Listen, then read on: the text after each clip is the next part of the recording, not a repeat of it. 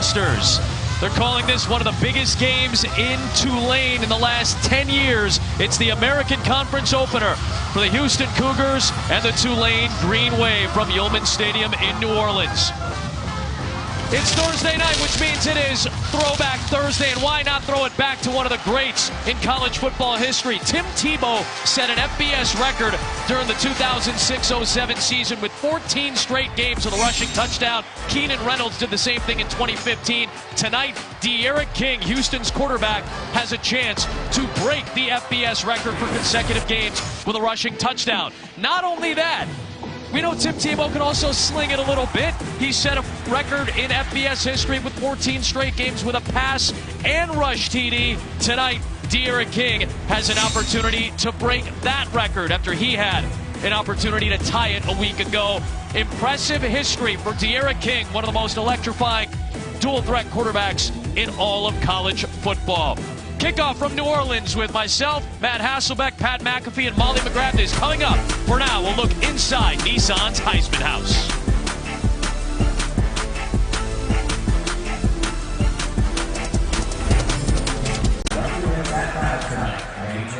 I am here with Houston head coach Dana Holgorsen. Coach, what do you need to see from D'Eriq King and your offense in this game tonight? Well, just improvement, general improvement, managing the game. You know, he's no different than the rest of them. This is still new to everybody, so we just trying to get a week better, and we got a big challenge here at Tulane tonight. 4 games in less than 3 weeks. I know you guys are banged up. How did you manage that this week? It'd take me too long to figure that out, to tell you on that. We're not going to use that as an excuse. You know, we've prepared the same way, and we've been ready to play each and every week. I got no reason to think that we're not going to be ready to play tonight. All right, thank you, Coach. Thank you. Adam. This has been the Nissan pregame rush from Yulman Stadium in New Orleans.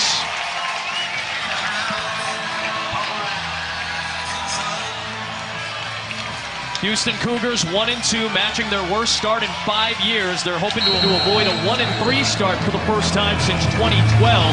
That season was the last time finished under 500. For the third time in 4 games, Houston has won the toss. They have received all 3 times they've won the toss. They want their offense on the field first, and we'll get a look at D'Eriq King and the Houston Cougars from the 25-yard line.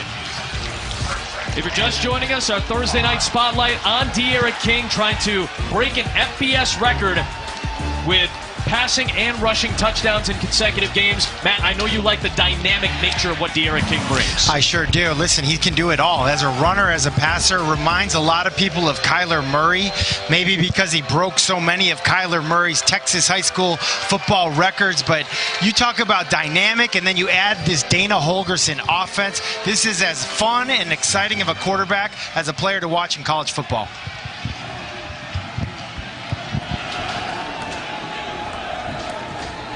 He'll keep it here with Kyle Porter blocking, and then toss late downfield to Marquez Stevenson.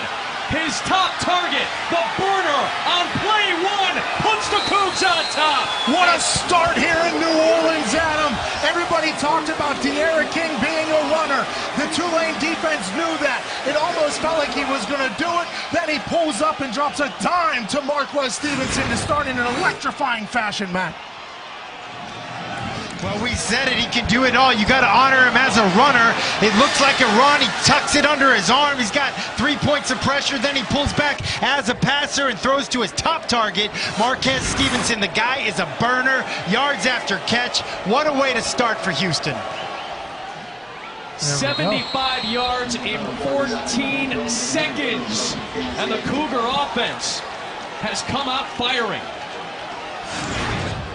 And this is essentially like a halfback pass, except in this case, the halfback is the quarterback. So Marquez Stevenson runs out as if he's going to be a lead blocker and then just blows by the defender who's coming up in run support. You see the quarterback, D'Eriq King, running to the side, like kind of going sideways, horizontal, and then he doesn't even try to get vertical, except he throws the vertical pass. By the way, absolute dime on the run there from D'Eriq King.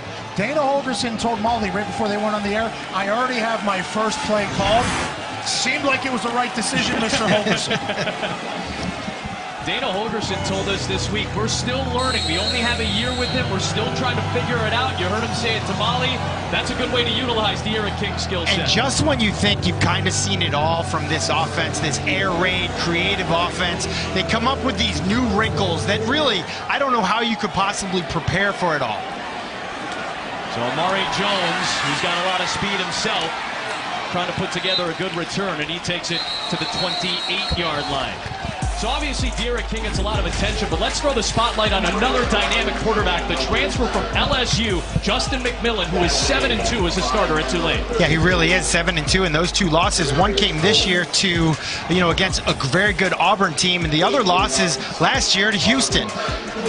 And Justin McMillan, he's a good runner, he really is, but he's also got a live arm, a quick release, and you mentioned he transferred from LSU. He's got experience with some of those NFL passing concepts. Think Cam Cameron, North Turner, some of those concepts.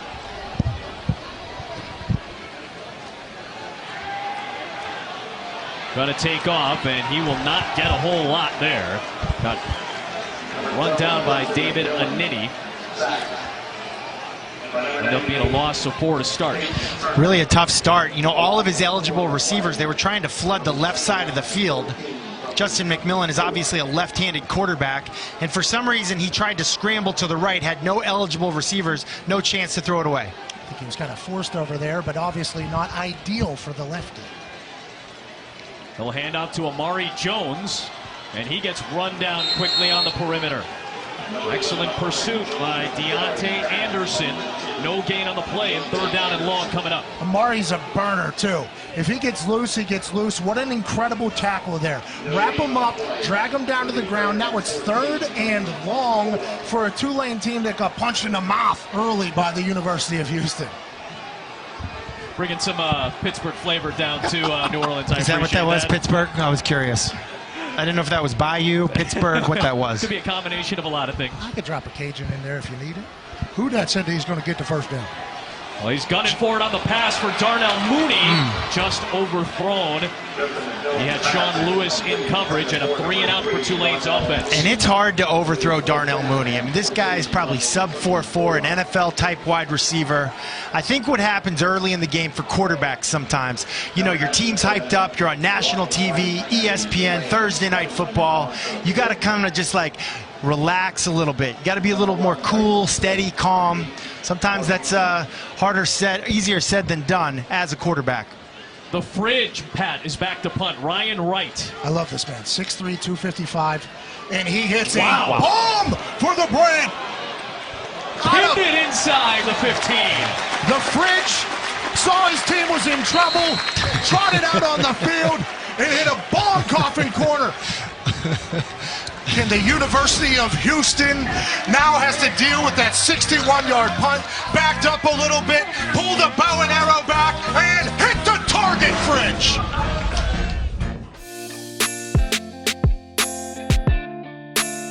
Game at Yulman Stadium, a ballpark that opened up 5 years ago. Of course, the Tulane Green Wave played their games at the Superdome for 39 years before this stadium opened up, and Willie Fritz in his 4th season got this team to a bold victory last year. Down 7-0, and Houston and their dynamic quarterback De'Aaron King go back to work from the 15.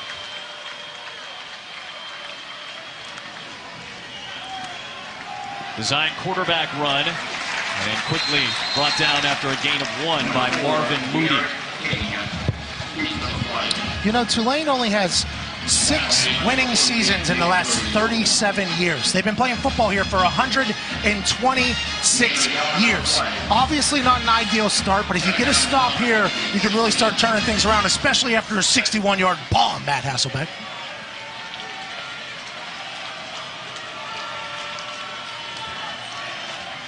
King rifles, he's got his man. It's Keith Corbin. And Corbin gets to the sticks at the 25-yard line, picking up 9. Let's get more on De'Aaron King with Molly McGrath. Well, Adam, I asked De'Aaron King about breaking Tim Tebow's touchdown record. He said, that doesn't matter. I haven't accomplished anything yet. There have been some growing pains for our offense, and that is on me. I need to be better. He said that he wants to better control the game by being a pass-first quarterback, saying, people think I want to run first, but I want to prove that I can throw the ball. Wanted to throw here, nothing downfield. And will just sling it away with a penalty marker thrown. Got hit by Patrick Johnson in the backfield with that flag flying in. You know, when you get in that air raid offense,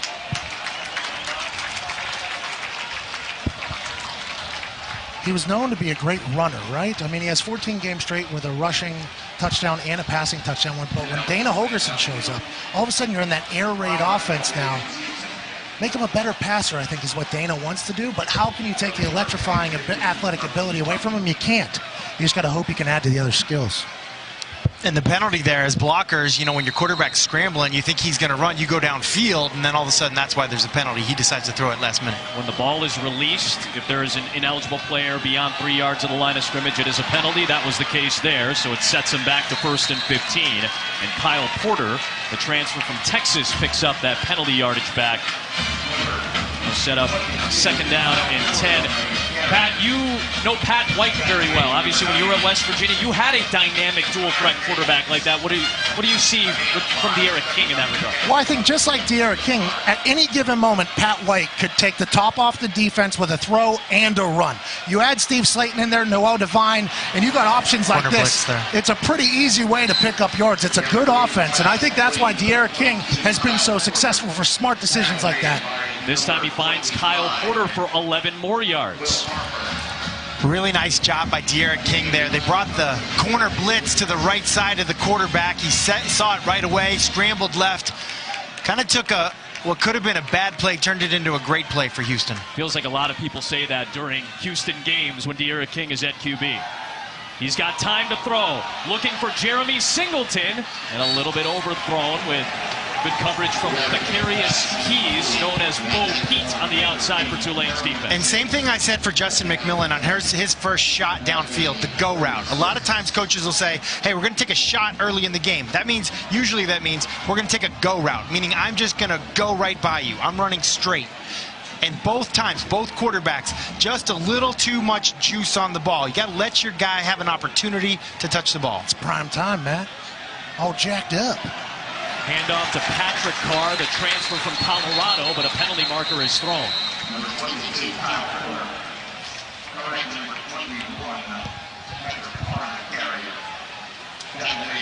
Very laissez-faire flag throw by the ump there. Just kind of dropped that guy. That's French. That's French. French appropriate here. Oui, oui. Personal foul, face mask. Offense, number 74. It's a 15-yard penalty. Remains 2nd down. Well, it's not a laissez-faire penalty, though. Face mask. That's a big one. It's a big one. And penalties have kind of been a problem for Houston. They really have. Yeah. Really, both teams. But Houston, in particular, against Washington State, just so many false starts, holdings. 8 penalties against Washington State. Half of them came on the opening drive last week in what ended up being a 7-point loss for Houston. It's not good. Not ideal. 2nd and 25. This is a long one.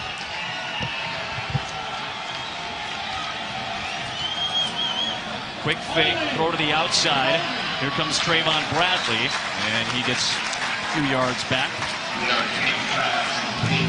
And Tulane's defense is a man coverage defense. They're going to play man coverage. They believe in their DBs. They believe in their talent, their athleticism. They're going to challenge these receivers outside. I don't think Houston's going to back down from the challenge. You might see some wide receiver screens, but you know they want to take shots downfield. Expect some mesh routes, some pick routes, two-man combinations. The rush just 4. Forcing King out of the pocket. Stops and fires. And Trayvon Bradley reaching out near midfield. What a play. They said beautiful catch. They said they need to keep him in the pocket. Need to keep him in the pocket. What D'Eriq King there was beat Patrick Johnson around the end there and deliver a dime for a nice pickup. Big time 1st down there on 3rd down. Needed 18 yards. They get 22 timeout on that play. Tulane. And a timeout is called. That's their first charge timeout. Tulane will use one here with 9:38 to play in the opening quarter. Houston, a big conversion.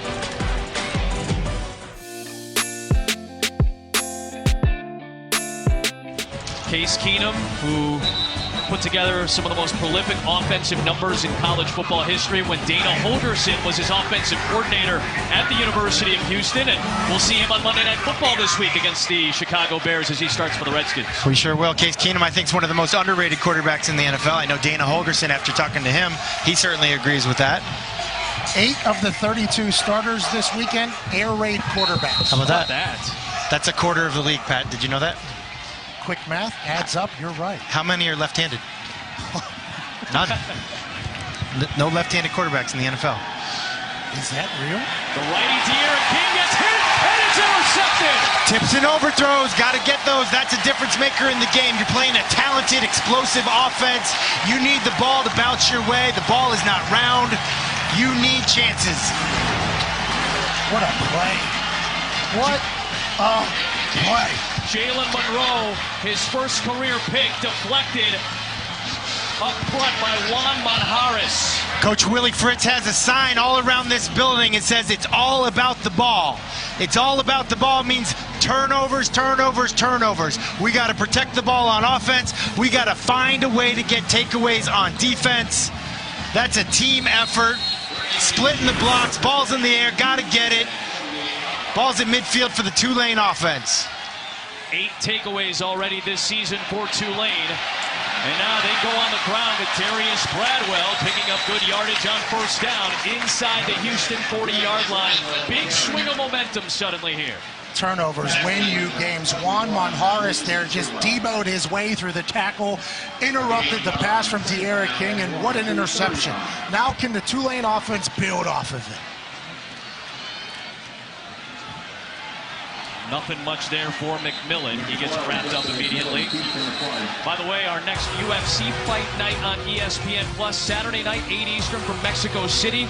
Mexico's own Yair Rodriguez taking on Jeremy Stevens in the featherweight main event. Strawweights Carla Esparza and Alexa Grasso squaring off the co-main. Both winners trying to get back into title contention. Main card in English and Spanish, ESPNplus.com/UFC. C. That's yes in Spanish? Man, you dropped 3 languages tonight. English, by the way, is the third one. I'm looking 3 at these languages already. I'm looking at these signalers over here in Tulane. There's another language. We got 4 tonight. Inside handoff.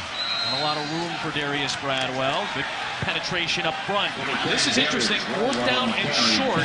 Be about a 56, 57-yard field goal right now. So let's see if the offense stays out there. This is national TV. This is Tulane. This is Thursday Night Football. They're not punting the ball. No offense, Pat.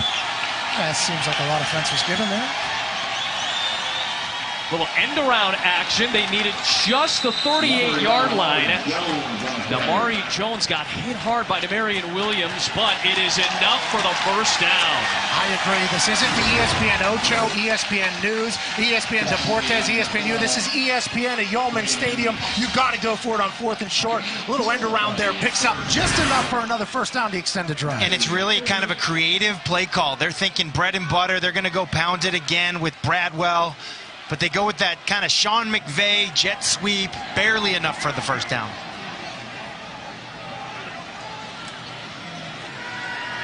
The fake to Bradwell. The lefty McMillan fires end zone. It is caught! Touchdown! Jalen McCleskey! The transfer from Oklahoma State going up top.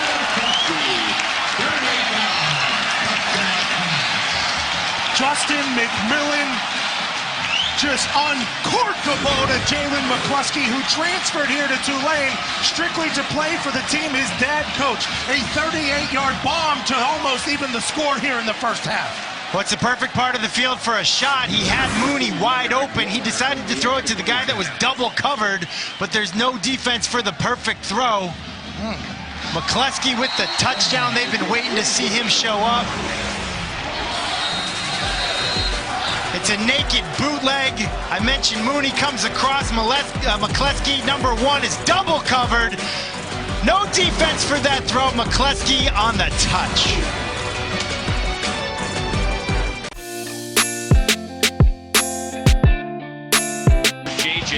Jalen played 4 games last year for Oklahoma State and all of a sudden left the team. And a lot of people were kind of surprised, what's going on? Well, he took advantage of the redshirt rule last year because he wanted to transfer and finish his career at Tulane, playing for his father, J.J. McCleskey, who is the defensive backs coach for Tulane and had an NFL career of his own with the New Orleans Saints and the Arizona Cardinals.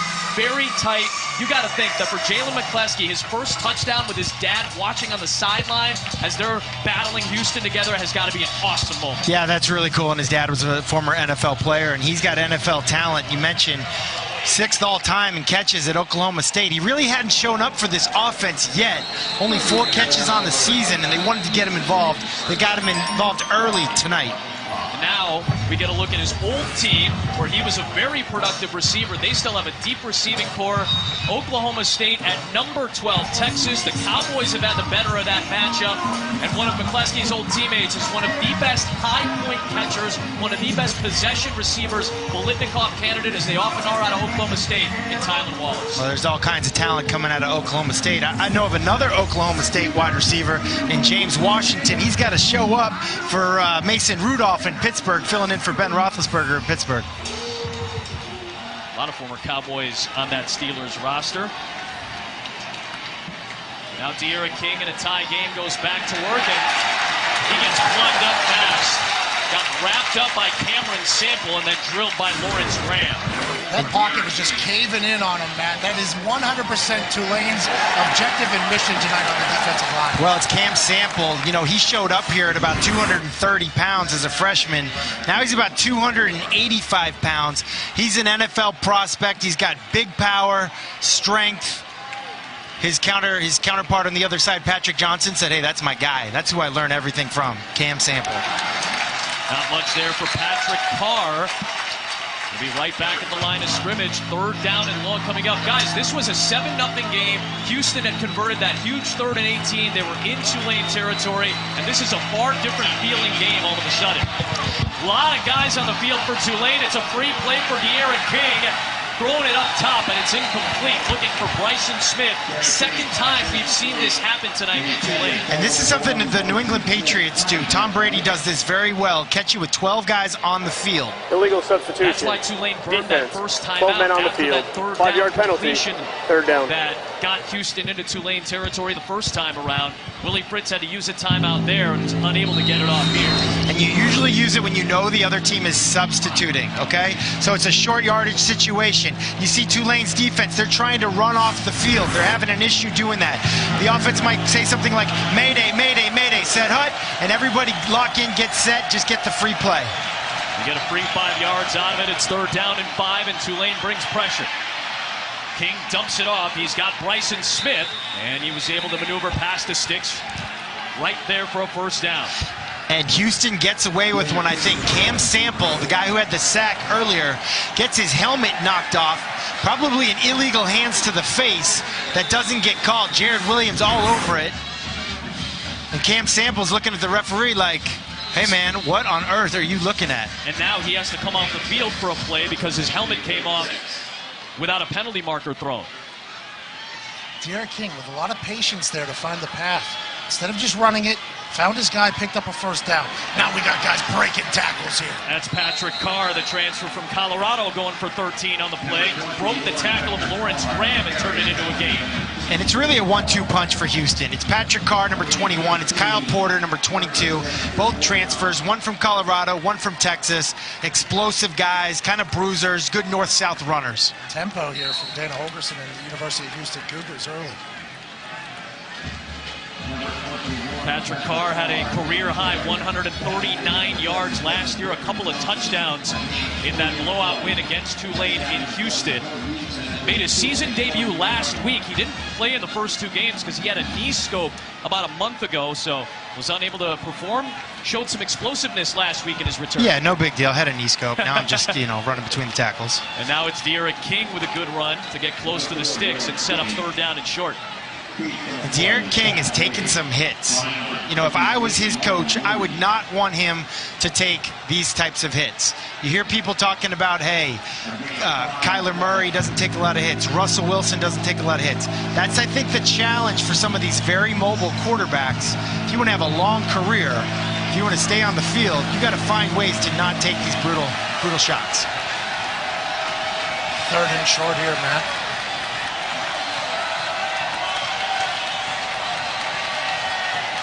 Dana Holgorsen joked that he was going to get kicked out of the air raid club because he uses a tight end and a fullback sometimes. He might get kicked out of Houston for breaking his headset. He just tossed that thing to the ground like a Gronk spike. Not happy with whatever was happening. Georgia is the site from Athens for College Game Day, starting your day on Saturday at 9 a.m. Eastern on ESPN and the ESPN app. Big hole for Kyle Porter, and he's able to work past the sticks to convert another 3rd down. This is going to be the 8th play of the drive coming up for Houston. I love Dana Holgorsen losing his mind, finding his composure, and dialing up the right play. A running draw play up the gut there to pick up a 1st down on a 3rd and 1. I wonder what he was so mad about. What do you think? It could be the lack of Red Bull here in Louisiana. We had some in the booth for Matt earlier tonight. Allegedly. Fires incomplete for Marquez Stevenson through his hands. Yeah, that's a surprising drop. Marquez Stevenson is one of the better receivers that I've watched in college football this year. Sometimes you get alligator arms in a zone coverage. This is a man play. You're calling crossers like that for man coverage. Run away from the guy covering you. That was zone. They don't play a lot of zone here in Tulane. He's running across, and he maybe just took his eyes off the ball just a little bit because he doesn't know who that next zone player is going to be. Yeah, he got a big hit coming maybe. He already scored for 75 yards. We need him down the line. Can't be taking a big shot. I respect it and understand it, but now he's coming around the outside. Speed! Burners from Marquez Stevenson. Tiptoeing down the line inside the 3. You're now forgiven for your drop. Immediately. Made up for it right there. Big run of 32 yards for Marquez Stevenson. Really, really nice. He had a touchdown catch against Washington State last week. Has the drop just there. They go right back to him on the reverse. Looked like he could have gotten a couple more yards. It's almost like he's like, you know what? They're on the 1. I'm going to get my touches. There isn't a couple more yards to be had. Yeah, maybe 1 more yard. Sorry, my bad. No, that's all right. I'm bad at math. Yeah, the kid got loose there. Let's have a little respect for it. Goal line defense. Big bodies on big bodies. Kyle Porter going airborne. Potter. He's in for the touchdown. The top jump over a pile of humans and score 6 points for my college. Seems like he did break the plane and then landed into the end zone. A touchdown for Porter, his 2nd of the year. Transfer from Texas, Dana Holgorsen. He's one of the smarter guys I've ever had the chance to coach. High school All-American, 4 straight state title games, 2 titles. And now Dalton Witherspoon adds the extra point to give Houston a 7-point lead after a 10-play, 75-yard drive. That's a drive that Case Keenum would have liked. He'll be in action for the Redskins against the Bears. Redskins 0-2 to start. Bears got away with one because of Eddie Money Pinheiro winning it at the horn in that thin air in Denver. So they're 1-1 going into Monday Night Football. That's at 6 o'clock Eastern time to start it off with Monday Night Countdown. And, of course, our man Matt Hasselbeck getting ready for Sunday NFL Countdown, 10 a.m. Eastern time.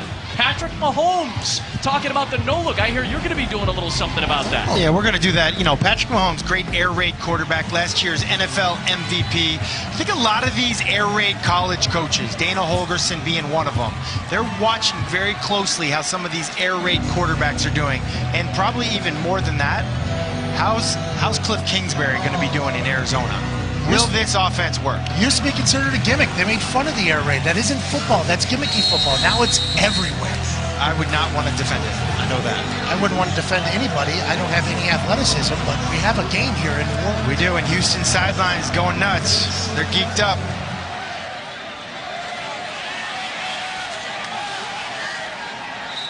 You guys were talking about the air raid. Hal Mummy, of course, Cobras Cove High School in Texas in the late 80s, goes to Iowa Wesleyan where he and Mike Leach kind of introduced it. Dana Holgorsen was one of their wide receivers. Art Briles gets it as an assistant under Leach in 02, brings it to Houston, then to Baylor. Seth Littrell at North Texas, Sonny Dykes at SMU, Jake Spavital is first head coaching job at Texas State. You have Dana Holgorsen here. And I think, as you mentioned earlier in our meeting today, Matt, people are going to be looking at Cliff Kingsbury in Arizona to see how he does in the NFL with that offense, because maybe some of these guys might start to spill up a level to the NFL. And listen, don't forget about guys like Baker Mayfield and Jared Goff. You know, this offense can work. Concepts are already being run in the NFL. Guys are studying college tapes. NFL coaches are spending their offseason learning how people defend air raid. They're learning how people install air raid. It's really fun to see. I love when people kind of push the limits of what you can do on the football field, get creative. Nobody more creative than these guys. Tulane, a much different looking offense. Elements of the triple option that have been mixed in with the spread. This feels like a real college offense in the modern day. And they're going to air it out again. McMillan looking for Jalen McCleskey. Part of this really good receiving core. Let's go down to Molly McGrath for more. Well, Adam, the message to Tulane's receivers on the sideline was ride this momentum and look for those one-on-one matchups because their DBs can't cover us. And this Tulane sideline is oozing with confidence right now. They're telling each other, we need to believe that we are the better team, and you can tell that they really do, and that's not something that Tulane has been able to say in the past, Adam. Coach Fritz telling the boys to ride the wave, the green wave of momentum. Taking a shot there, too. I like it. Yeah, taking a shot. Justin McMillan's got to keep that ball in bounds. Let your receiver have a chance to touch the football. Well, this feels like an important 3rd down and 9. 8 back in coverage for Houston. McMillan looking for a window and cannot find a receiver. Jatavian Tolles was the closest man to it in the middle. Darnell Mooney was on the outside. Just like that, after Houston gets a score, Tulane's got to punt the ball back with Ryan Wright. And McCleskey was open. You know, I really enjoyed our time with Willie Fritz yesterday. Head coach, really just, I liked his demeanor, a leader of men. Kind of liked what he was saying schematically. I was impressed, and guys are open. I really think that the difference is going to be, can Justin McMillan connect on a couple of these deep balls? Boy, Houston, which has already blocked a handful of kicks this season, bringing some heat. Good bounce for Ryan Wright. We like that a lot. Ryan Wright hit a 61-yard bomb earlier, hit one about 22 yards, and bounced another 40. I like what he's got going on. Let's take a look back at our Enterprise Drive recap. Houston took a 14-7 lead with some impressive work from D'Eriq King. And on the ground, Kyle Porter getting it done. And it really was converting on 3rd down. They came back to Marquez Stevenson after his drop on the reverse. Takes it down to the 1. And his guy Kyle Porter, the Houston native out of Katy, Texas, goes over the top for the simple score. Kind of a Walter Payton jump there, Pat. Oh. Over the top. Sweetness. Is that right? Yeah. Oh, yeah, you got it right, buddy. Look at me. High football IQ. Speaking of which, D'Eriq King looking downfield. Tough throw to the sideline for Keith Corbin. Unable to hold on to it, incomplete. And if you're Tulane, what you want to do is you want to try to keep D'Eriq King in the pocket. There they do all they can to keep him in the pocket. He decides to leave anyway. That ball is almost completed. D'Eriq King has been described as Superman when it's an off-schedule play. They would like him to stay in the pocket and beat him from there. Handed off here for Patrick Carr. Good penetration from this Tulane defense. It'll be a loss of 2 yards. Coming up for the stop, DeAndre Williams was a big part of it and then closed out. And the strength of the Tulane defense is that D-line. They are stout up front. I would say the leader of that group would probably be DeAndre Williams. D'Eriq King airing it out again. Incomplete, taking a shot. And Jeremy Singleton unable to hold on. So Houston brings on the Aussie, Dane Roy, who, before he became a college football player, was an ice cream salesman in Bunyip, Australia. He's 30 years old. He was an Aussie Rules football player for Richmond Central, won the longest kick competition at the Aussie Football Grand Final in Melbourne with a 73-meter torpedo. 79 yards, Pat McAfee. That's a long way. He's 30. He's a grown man. And I'll tell you what, I was watching him hitting warm-ups. The kid's got a big leg. Backed up here, need one for his team. He's 30, Pat. He's not a kid. He's grown man. He's 6'7". Jacob Robertson will return it into Houston territory. So they had 2 returners back there because these Aussie Rules punters can go both ways. That's kind of a smart move by Coach Fritz, who's about to Special Forces. This season, for every field goal and extra point made by participating universities, Allstate will make a contribution to the university's General Scholarship Fund. Thank you, Allstate, for your beautiful nets and your beautiful contributions. Well done, Pat. Well done. Well done. Can I get back to that real quick, though? Please. These Aussie punters, they roll out because the Aussie rules game, they have a kick as a kid. They can put it anywhere on the field. Coach Fritz is a special teams mastermind. He actually has a DVD out there. Put 2 returners back so the ball doesn't hit the ground and get a big roll. That was a smart move by them down there in good field position. That DVD is called Special Forces. And now Justin McMillan looking for a special receiver. Could not connect with Stephon Hutterson. Incomplete, and it's second down. Well, it's really not a bad throw. It's a tough catch. Hutterson can't come down with it. Got a wheel route, a kind of a 2-man combination out there. It's just a little bit wide. You'd love to see Stephon Hutterson come down with that ball. Just 1 for 5, McMillan, to start this game. Trying to get some movement with Corey Dauphine, who's an explosive play specialist for Tulane. Maybe a half yard. They're right back at the line, and it's 3rd down and 10. A Houston player is injured.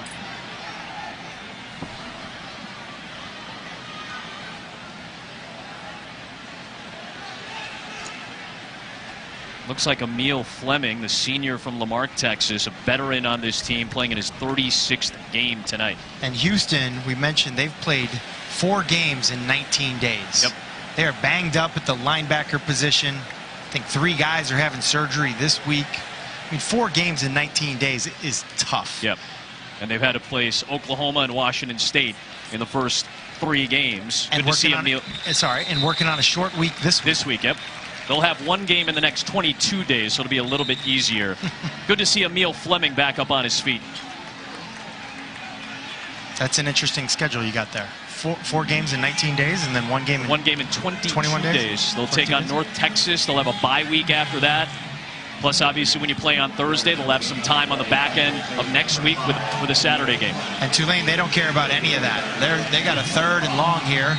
They're 0 for 3 on 3rd down, and their average distance is 3rd and 8. That is not what they're looking to do.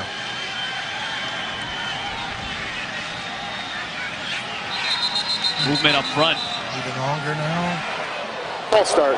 Matt, you talked about Number penalties 79. for Houston. 5-yard Tulane's had penalty. them this year as well. They had 12 penalties against Florida International, 11 penalties in that loss to Auburn. They did a better job last week, cut it down to just 4 in their win over Missouri State. Yeah, well, Coach Willie Fritz said, hey, listen, the wave don't beat the wave. We can't shoot ourselves in the foot. They said in practice they were doing instant up downs if someone was going to have a false start and jump off sides. I feel like you guys are going to make me do that at some point this year. Yeah, I'm in. McMillan pumps, nothing downfield, and he gets drilled by Derek Parrish off the edge. This really is kind of a coverage sack. I mean, McMillan has enough time. There's just really not anywhere to go with the football. And right now, special teams, special forces has to bail out this offense after they go 0 for 4 on 3rd down. Hopefully give some good field position to their defense. Unable to do anything with the great field position they got here. Wright booms it away to the sideline. We'll see where they spot it. You guys were talking about the schedule, though, for this Houston Cougar team. You got to open up on a Sunday night at Oklahoma. You get Prairie View sandwiched in between that Washington State game, which was on a Friday last week. And now you have Tulane on a Thursday night. They'll have North Texas next Saturday, and then a much-needed bye week for Dana Holgorsen. It's a tough schedule, and really, I thought they had a chance to win that Washington State game. They had what I thought looked like an interception, got challenged late in the game. Was not an interception, but they were in that game. Football players are a creature of habit, too. Schedule is a big deal. 4 games in 19 days and then a 22-day off. I'll be interested to see how Dana Holgorsen can handle that. But tonight, the only thing that matters is trying to get up 2 scores here from D.R. King. Fifth Houston drive of the opening quarter begins with a Kyle Porter run across the 40-yard line. He's had a productive opening frame, to say the least. 17 yards. They don't have to run another play, as we've had a wild opening quarter in the first Thursday night game on ESPN in the short 5-year history of Yulman Stadium. They were pumped up for tonight in this American Conference opener. Some big plays already. The first one of the game belonged to Marquez Stevenson for 75 and a score.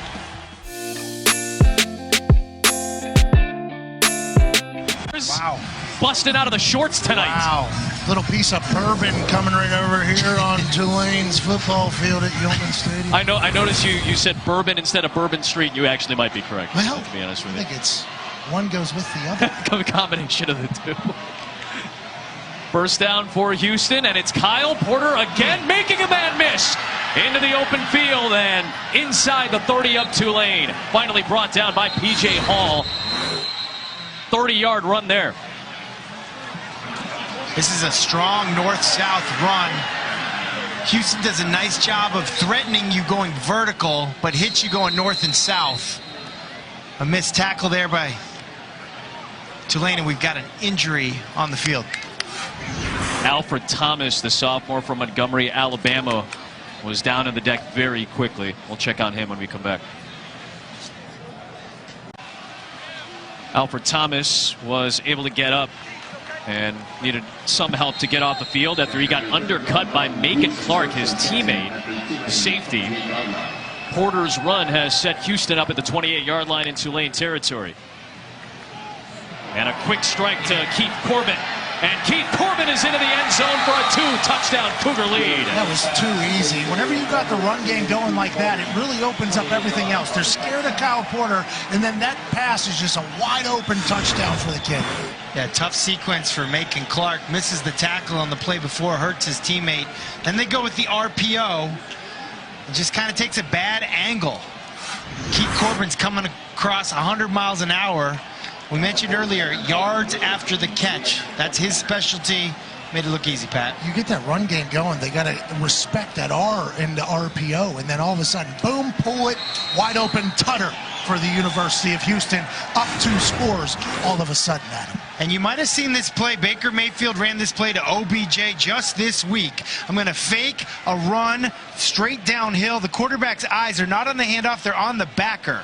He just reads it. It's a simple slant inside. I mean, that's a touchdown in flag football. Not even close. The yards after the catch, YAC, Y-A-C, is big in this Houston offense. De'Aaron King makes it look easy. 4th game in 19 days. It doesn't seem to be slowing them down at all. They already have 40 more pass yards than they average here in the second quarter, just getting started out. And in the first 3 games, Houston, Dana Holgorsen really seemed to slow down the tempo. Against Washington State, they had 3 possessions in the entire first half. Tonight, they don't seem to be holding back. They know they got 22 games till their next game. They're going up-tempo, Maydays, catching you with 12 guys on the field, running a ton of plays. They're up over 25 plays already tonight. Dana's telling his sideline, let's go. Here comes Amari Jones, excellent speedster. And a lot of traffic to try to work through. He's out across the 20-yard line. Saturday night on ABC, we've got Oklahoma State going on the road to Austin, taking on number 12 Texas. Cowboys have beaten the Longhorns 4 straight years. This is a key game for the Longhorns. But the last time Oklahoma State lost in Austin, 2008, Colt McCoy, who's the backup to Case Keenum right now in Washington, led the way. How about Jordan Shipley on 1 catch, Cosby on the other catch. Mike Gundy was not pleased. This was pre-Mike Gundy mullet the last time. How old is Mike Gundy? Well, at that point, he was 41. Okay. So add 11 more years, 52 now. And of course, Dana Holgorsen was his offensive coordinator for a year. Justin McMillan takes it out across the 35 with a good run. And this is what you need out of your quarterback. You've been punching him out a couple times, gave up an easy touchdown, need to get back into the game, have your quarterback keep it, pick up a big first down early. Well, offensive coordinator Will Hall knows the bread and butter of this team is the run game. Number 65, 5-yard penalty, first down. That's wave, don't beat the wave again. Instant up downs right now for a false start. You think the punter has to do it on the sidelines in practice as soon as they say instant up downs, like everybody? I think just the guys, like all 11 guys on offense would do the up downs. No, I don't love that. I think the punter should have to get involved too. The team hurts the team, that means the team gets punished. After the Ben Knutson penalty, Justin McMillan launches deep. Some separation out there for Jatavian Tolles, but he was out of bounds. He had him too, and he was off balance. He threw the rock, almost made an incredible throw and catch here. hits off his hands, and that's where you just don't like the ball to be thrown to when you're a wide receiver. Well, he's a lefty moving to his right, throws a back shoulder. We mentioned last week, back shoulder throws are an easier catch for the wide receiver if it's shoulder pads or higher. That ball was a little low. Will Hall, we were really impressed when we got a chance to talk to him yesterday. He's got a vision for this offense. They haven't shown it so far tonight. He's trying to get them back on track. I think he's got to do it with some completions. 1 for 6 is McMillan until that one. McCleskey lost the football. Big hit by Deontay Anderson, and the Cougars take over.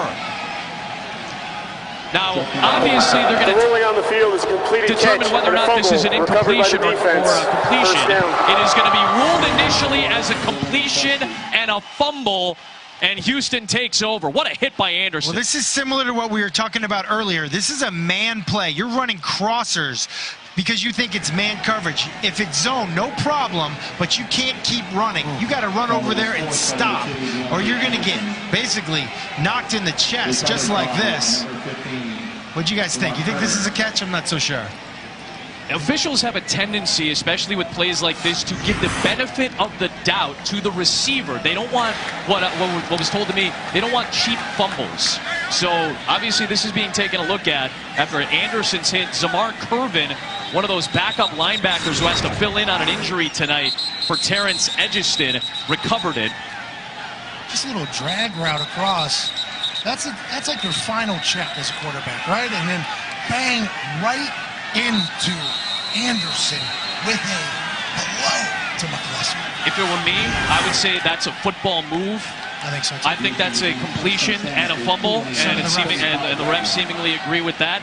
That is now 21 straight games for the Houston defense with a takeaway. They have the takeaway or turnover construction helmet. Hard hat. Going to work, blue collar, oil town. Houstonians love this University of Houston, and they gotta love what they've been seeing here. D'Eriq King makes a smart play, throwing it away. Turnover in the 21st straight game, up 2 scores on the road, 4th game in 19 days. The Houston Cougs have been impressing me here early. Yeah, they've had to lean on guys like Zamar Curvin, who made his season debut last week because Edgiston went out with an ankle injury. They lost Jordan Carmouche, a backup middle linebacker as well. Incomplete. That was bad looking as Kyle Porter and Patrick Carr, beg your pardon, and D'Eriq King kind of collided on that. So they went back to that RPO.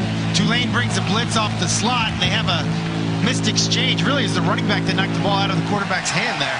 Big 3rd down.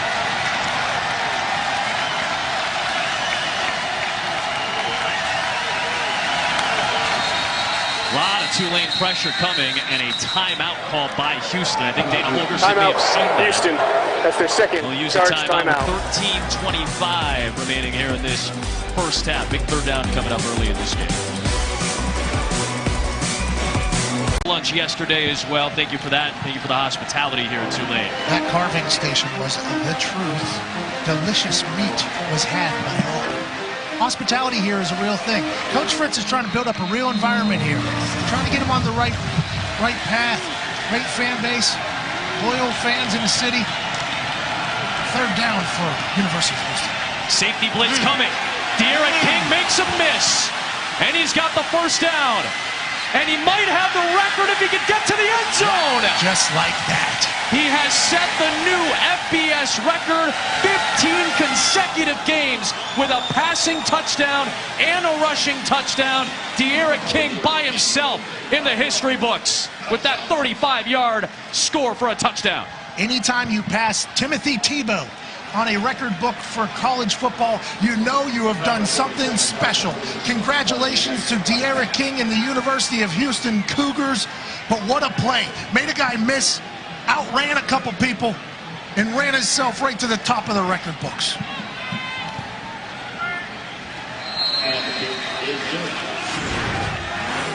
I mean, this was like a highlight tape. P.J. Hall is spying, kind of comes on a delayed blitz from the safety position.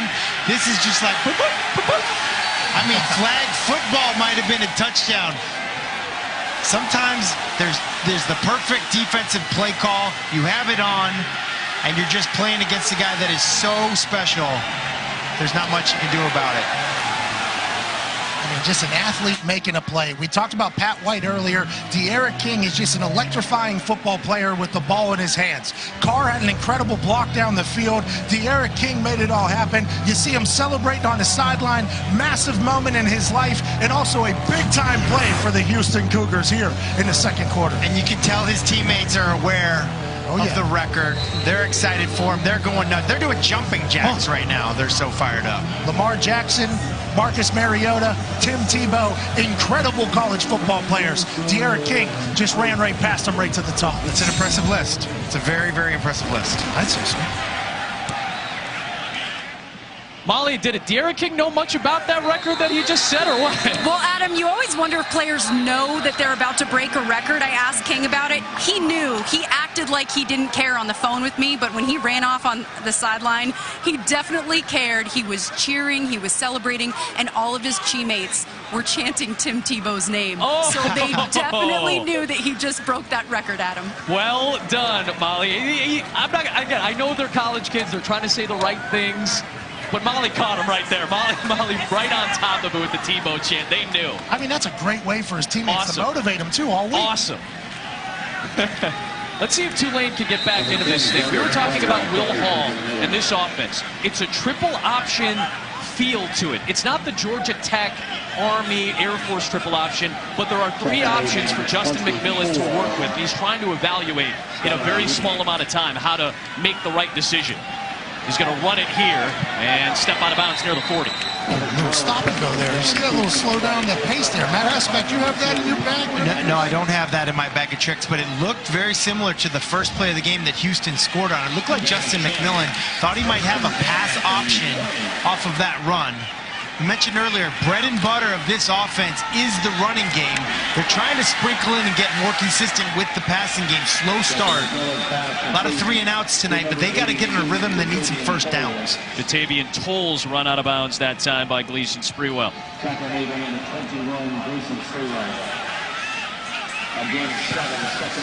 Sets up second down and 3 near midfield.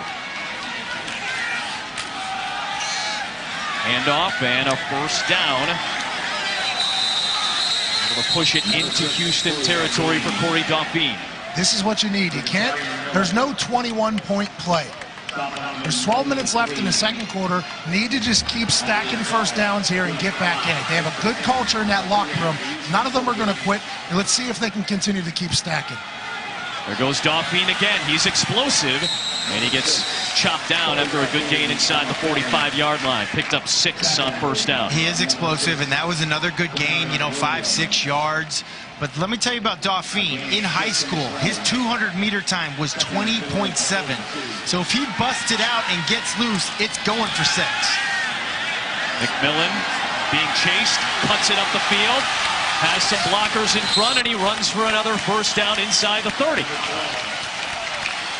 And I like the play call of Will Hall. You have 2 successful runs in a row. You go with a naked bootleg, quarterback keeper. He's got guys open, but he says, you know what? Go block for me. Usually it's a go call. Hey, go. I could throw it to you, but I think I could get more if I just run it and use you as a lead blocker. Third and final timeout here for the University of Houston. The Tulane Green Wave are mounting a drive here that they need desperately. We'll be back on the other side. Passionate fans like these by awarding the Live Moss Student Section of the Year. The Tulane Green Wave Student Section already on the national watch list. You can go to ESPN.com/Taco Bell to see how your school can compete or get the committee's attention by using hashtag Live Moss Student Section Contest. A lot of doctors and lawyers go to school here at Tulane. That's right. True. They're turning up tonight for the Tulane Green Wave. Darius Bradwell making men miss, and he sets up first and goal for the Green Wave. Darius Bradwell's their big back. He's got great vision. He's good at inside zone, outside zone. Sets up a nice block. 25-yard gain. This is their 4th first down, which is big because it not only gets them a first down, but it gives their defense a little bit of rest after all of these 3 and outs. Oh, McMillan baked it to Bradwell and didn't see what was coming on the backside. Excellent work by this Houston defense. Donovan Houghton and David Anini. And Bradwell has a walk-in touchdown if he gets the ball, and he's disappointed. These RPO, run-pass options, it puts a lot on the quarterback to make good decisions. Quickly, too, very quickly. You're reading one guy. If you read it wrong, that's potentially going to happen. Let's see if Justin can bounce back here. Here comes Stephon Hutterson, cutting it up, and he is in for the touchdown. First touchdown in 2 years from the junior from Mississippi. Hutterson with a Hutterson. Justin McMillan on the first play, didn't get the right read, got sacked. Then he gives the ball up to Hutterson, and the extra effort, the drive to get over the goal line to bring his team within 2 scores. The knee did not go down. Was able to keep his feet and allow Merrick Glover to add the extra point. Back to a 2-touchdown game.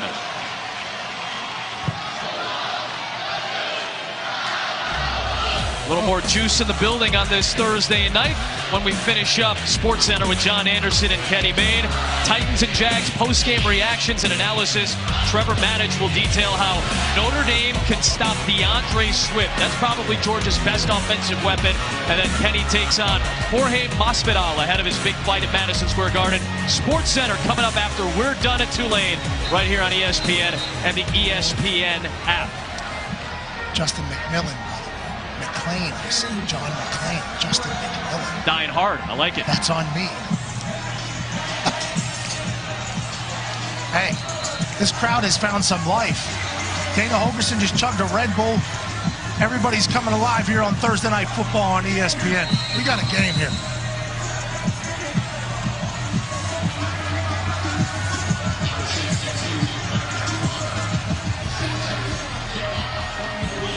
Jeremy Singleton and Marquez Stevenson back to return for Houston. Looks like a wave of the fair catch will set him up at the 25-yard line. A look at tonight's PlayStation Player Impact Rating, a new metric created by ESPN Sports Analytics, providing a 0 to 100 number for every player in college football to measure the effect of each player, accounting for the skill of his teammates and his opponents on every play. 97 for De'Ara King, and you see the streaks that he has extended and the records that he has set tonight. Yeah, no offense to PlayStation, but that should be 100 based on what I've seen tonight. De'Ara King, as explosive and exciting of a player as I've seen. He's done it all. Running, throwing, leading, good decision making. But that time, Patrick Johnson with the initial penetration to knock down Patrick Carr. This place is coming alive. And what's been interesting here is the University of Houston has been very balanced. 29 plays, they got 14 pass plays, and with that, 15 rush.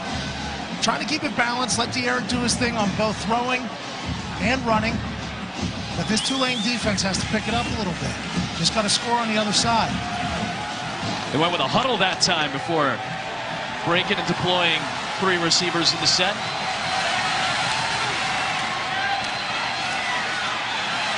King going away from his arm side, trying to find Patrick Carr on the perimeter. 3rd down coming up. It's a big 3rd down. This Tulane team, they say, hey, it's all about the ball. 3rd and long is a nice situation to get the ball. You're able to pin your ears back, rush the passer. They play a lot of man coverage. You don't want to have a penalty, but you want to be as tight, you want to be glued onto these guys as much as possible. But this is a pass rusher's dream.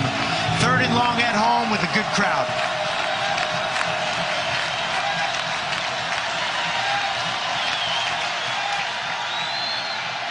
King rolling, throwing, and it is caught for a 1st down. 5 of 6 on 3rd down tonight are the Cougars, and Jeremy Singleton, the New Orleans native, scoops that one up off the deck. These haven't been easy 3rd downs either, Matt. 3rd and 18 earlier, 3rd and 11 there. These are big-time plays for the University of Houston Cougars. And now they go back to the tempo with De'Ara King on the ground. That seems to be a thing. After a big play, they're going with this Mayday, Mayday quick count. But we mentioned De'Ara King, eyes downfield, Superman on off-schedule plays. The reason he was able to get outside is because Tulane had not 1, but 2 guys spying him. Just shows how much they respect him as a scrambler, as a runner. But in that time he gave him time to make that throw down the field. Here comes Carr, muscling ahead past the sticks for a first down. We talked with Jack Curtis, the defensive coordinator for Tulane, and he talked about using two spies. I had never heard a coach talk about using two spies on a quarterback like D'Eriq King. I thought, well, I haven't been around football as long as you guys have. You guys hadn't heard much about that either. Well, we really hadn't. It's kind of a creative idea. A lot of times people will all-out blitz a quarterback like D'Eriq King, or they'll just rush 3 and drop 8 defenders. Coach Curtis basically said, hey, listen, I've seen him terrorize both of those defensive ideas. We're going to try something new. Double spies, try to keep him in the pocket, make him earn it. D'Eriq King has earned it tonight. Might have 3 spies if he had a PlayStation Impact rating of 100. Well, you get to triple digits. You get to 3 spies. Yeah. Tough crowd in the PlayStation. You pass Timmy Tebow. It's unbelievable. 7th play of this drive.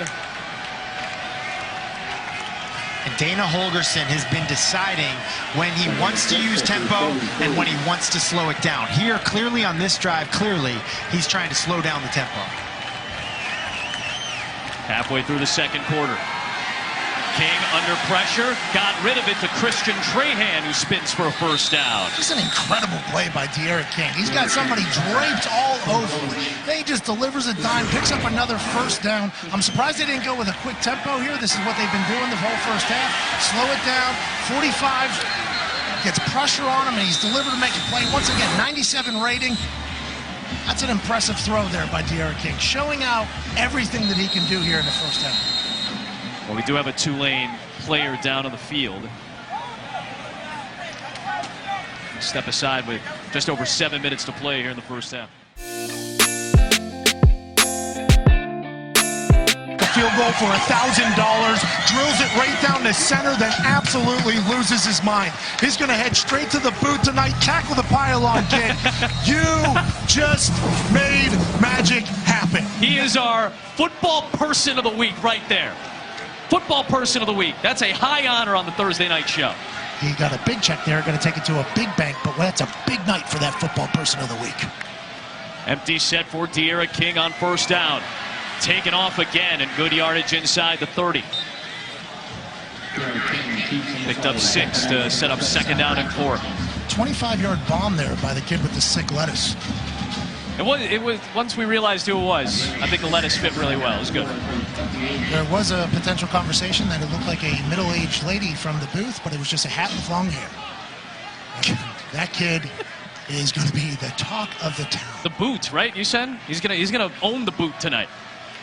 That's a bar around the corner, I guess. Kids frequent.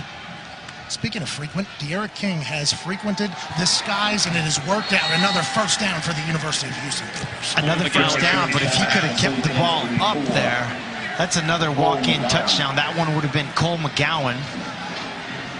What happens there with the RPO? Everybody bites and then just opens up there behind the line, behind the linebackers, and that's just another walk-in cutter if he delivers that in stride. Right? Well, they call it an RPO because it's a run-pass option. Some of the people, like up front, the runners, they're blocking and they think it's a run. They don't know if it's going to be a run or a pass. The receivers, they're running pass routes.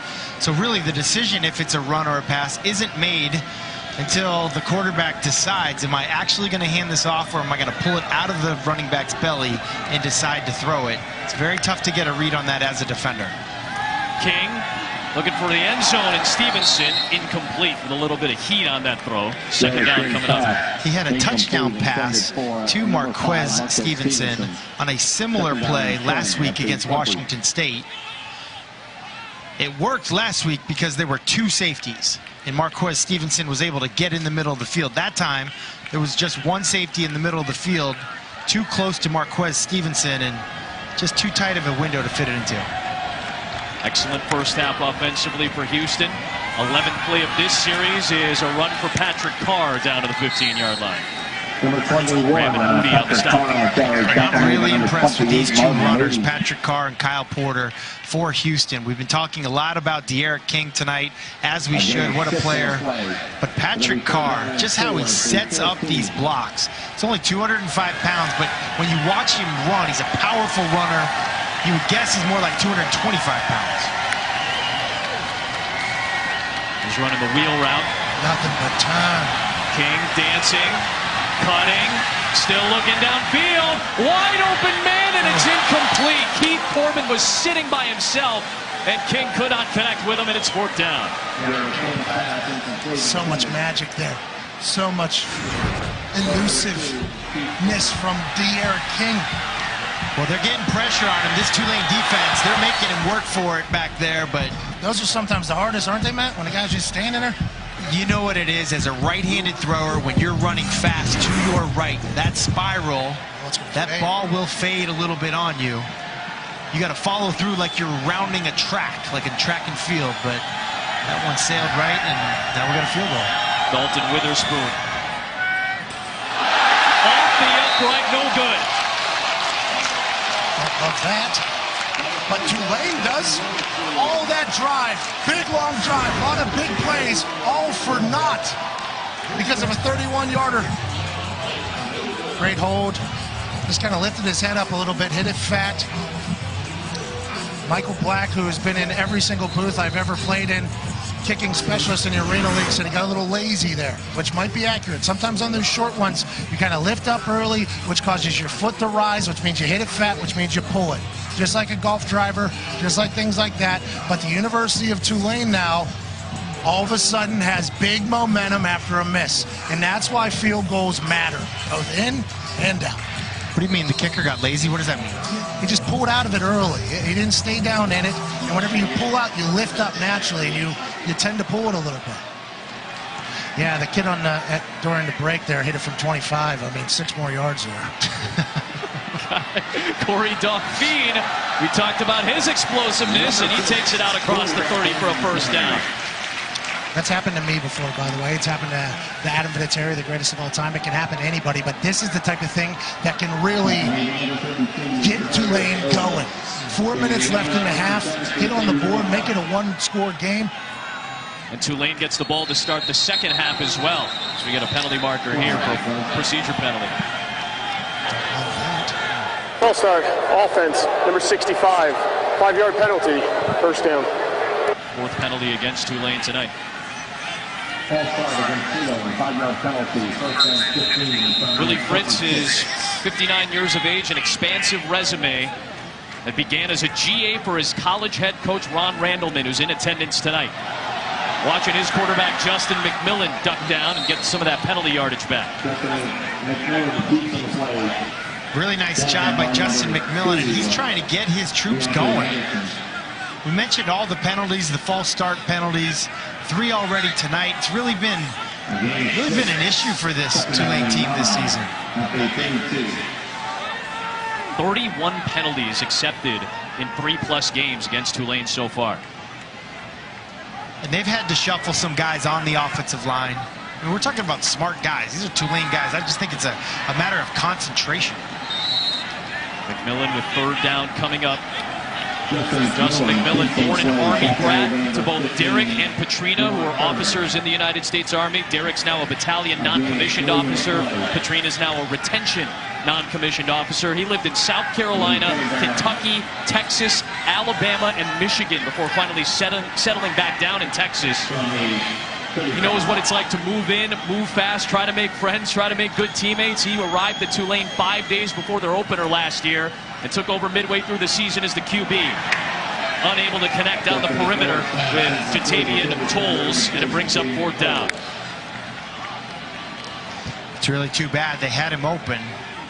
Had time, had him open. I thought he was going to go break on a little bit of a deeper level than he did. He kind of went on an out as opposed to a post. McMillan overshot him.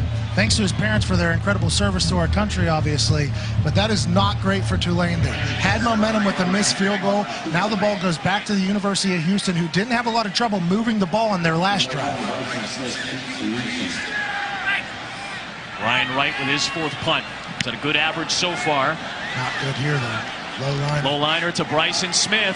Oh, he lost the football. He was battling for it right there with the Tulane special teams player in Larry Bryant, and they're going to rule that Bryson Smith rescued that ball. Boy, that was a simultaneous run at the ball with Bryant and Smith. Well, Willie Fritz said it's all about the ball. It's got to be all about the ball tonight. They gotta steal one back. That was a missed opportunity, but a great play to get that ball loose. Chase Kirshen reaching in there. Love Chase Kirshen. He got beat early on that touchdown, trying to do everything he can to make up for it. The thing I like about Coach Fritz, the ball is not just a joke. He got a mannequin out of the building because he was holding the ball recklessly. He literally kicked a mannequin out of the building because it didn't have good ball security. Ball security, job security. Almost came up with one there for Tulane, but nonetheless, University of Houston has the ball to 35. And an inside screen for Trayvon Bradley. It's knocked down after a gain of 2. Down to Molly McGrath. Well, Adam, Houston's running back Kyle Porter is in the medical tent right now. He looked like he was in serious pain. I'm told he is questionable to return with back spasms. Well, he was huge on that second scoring drive for Houston. Had a big gain and then eventually punched it in from 1 yard out. Yeah, Dana Holgerson told us he's one of the smartest players that he's ever coached. Obviously a great runner. So it's Patrick Carr's show right now in the backfield.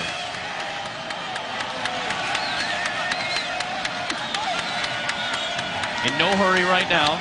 Inside of 10 on the play clock when they snap it. Designed run. De'Aaron King patiently gets about 2 yards as we duck inside of 2 minutes to play. Tulane still has 2 timeouts. I'd be curious if they'd use one here. They would get the ball back to start the second half as well. And you see on third down this wholesale substitution of Tulane. Mentioned how deep they are at D-line. They got to be careful that they don't quick count them again on one of these third downs and catch them with 12 guys on the field. King, deep shot for Stevenson. Overthrown. That stops the clock with 1.5 minutes to go. Tulane gets to save those 2 timeouts, and they'll get the ball back with an opportunity to score before halftime. Tulane defense picks up the Tulane offense. Now they're given another shot to score before half.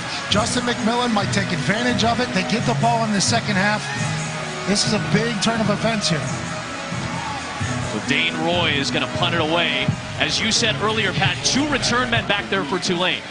Yeah, there's 2 returns back there because Dane Roy can put the ball all over the yard. With that incredible control with the Aussie rule style, you're trying to save the big bounce. Amari Jones from the 11. There goes number 11. Into space. 2 penalty markers are thrown as Amari Jones takes it near midfield. Dane Roy involved in the scrum there at the end. Big time return. 2 flags down though, normally not good for the return team. This would be the longest return of Jones's career on a punt. It was 37, but we'll see what both markers are about here. During the return, illegal block in the back. Receiving team, number 37. Half the distance to the goal, first down. So that negates the 37-yard return. We're getting ready for halftime. Let's check in with Matt Berry in the studio.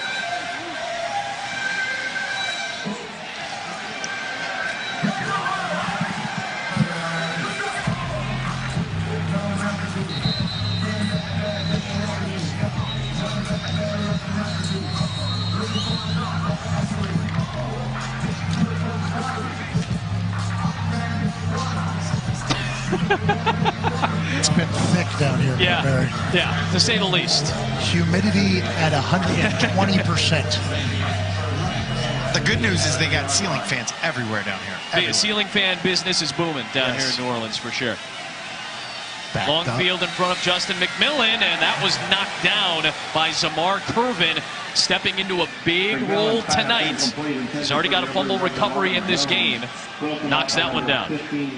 Really a nice play. Out routes are going to be open right now on this 2-minute drive, but you got to miss outside. You can't, like, he's throwing there to number 11. You can't put it in between the 1 and the 1. You got to miss outside. That was incredible coverage. No timeouts for the University of Houston. Keep it on the ground here with Darius Bradwell, so the clock's going to continue to move. 5 yards on that play before the Grant Stewart hit. Let's see how Willie Fritz and Will Hall, the offensive coordinator, play this.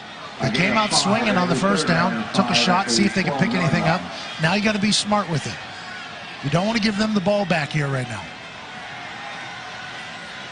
You can wait until you get under 40 seconds because Houston will not be able to stop the clock. You can run a play if you wanted to. You can take a timeout right now if you wanted to. 39-year-old Will Hall, hired in December. Already taken the headset off. That usually means a draw. Yep, keeping it conservative. Nothing there for Bradwell, and that'll take us to halftime. Tulane will get the ball to start the second half. Big score for Tulane to cut it back to within 2 touchdowns here in this second quarter. It's interesting there at the end of half. I like watching offensive coordinators' minds work there. First down, they throw, see if we can pick anything up. Maybe we go for it. We didn't. All right, let's bleed the clock out. Let's get to the half. Let's get to the locker room and figure out how we come back from this 2-score deficit.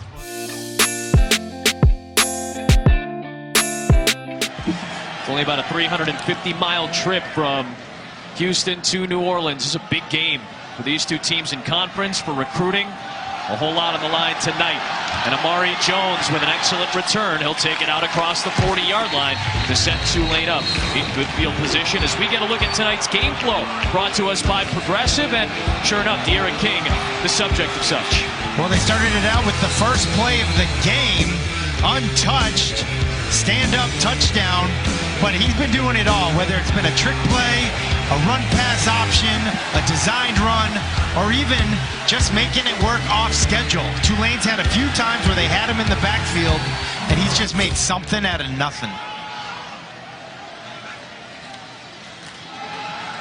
Darius Bradwell on first down. Molly McGrath moments ago with Dana Holgerson of Houston. Coach De'Aaron King broke Tim Tebow's touchdown record. What did he do well in that first half? I thought he managed it pretty good, you know, just getting us in the right play, whether it's a run play or doing the RPOs on the perimeter. You know, he's in control right now. I like where he's at. How did you find success mixing up the tempo in the first half? Well, you know, we were going fast and we were scoring, but our defense started getting wore out. So there in the second quarter, I tried slowing things down a little bit just to try to get the clock. That was a long half. It seemed like it lasted forever, but we wanted to kind of control the clock just a little bit. All right, thank you, Coach. Okay. Yeah, almost 2 hours after opening kickoffs when we start the second half. Well, it's really important. You're talking about complementary football. Sometimes when you go really fast as an offense, it puts more stress on your defense. So Dana Holgerson clearly thinking about both sides of the ball. 4 games in 19 days, you have to do that. Very smart decision with that tempo, slowing it down. It's about to be a 4th and about an inch here, though, to start this third quarter. Darius Bradwell just a little bit shy, and the offense still on the field on 4th and short. McMillan will hand it off for Bradwell. Looked like he had enough for the first down, and indeed he does. He gets a little extra push from his tight end, Will Wallace. A little bush push. Shades of the USC days. If it's 4th and an inch and you can't pick that up as a team, you got to really look yourself in the mirror. I like Coach Fritz going for that, setting a tone early, get a first down, see if they can get on the board here, make this a 1-score game.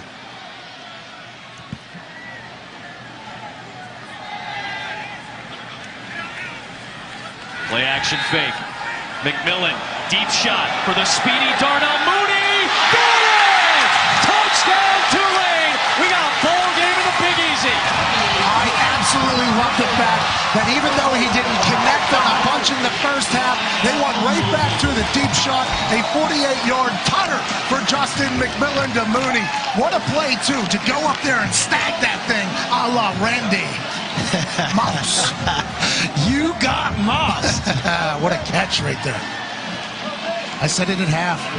They live by the sword, die by the sword in the first half. They went for it a bunch of times. They couldn't connect. Here early, they go for it and get on the board. Extra point is beautiful. 1-point score. Here we go. We have a game in the Big East. Well, Darnell Mooney's on the outside, just clearing it out for the inside slot to take an out route. He beats his guy. McMillan gives him a shot. Moment of truth, go up for the ball. Your team needs you. Touchdown, Tulane. Economic hub of the Gulf Coast, founded in 1718 by French colonist Pat McAfee. How about that? A little fun fact for you here on Thursday Night Football, ESPN. 1-score game in the American Conference. I'll give you a fun fact. Darnell Mooney, that's 23 straight games in a row with a catch. And this one was good for a touchdown.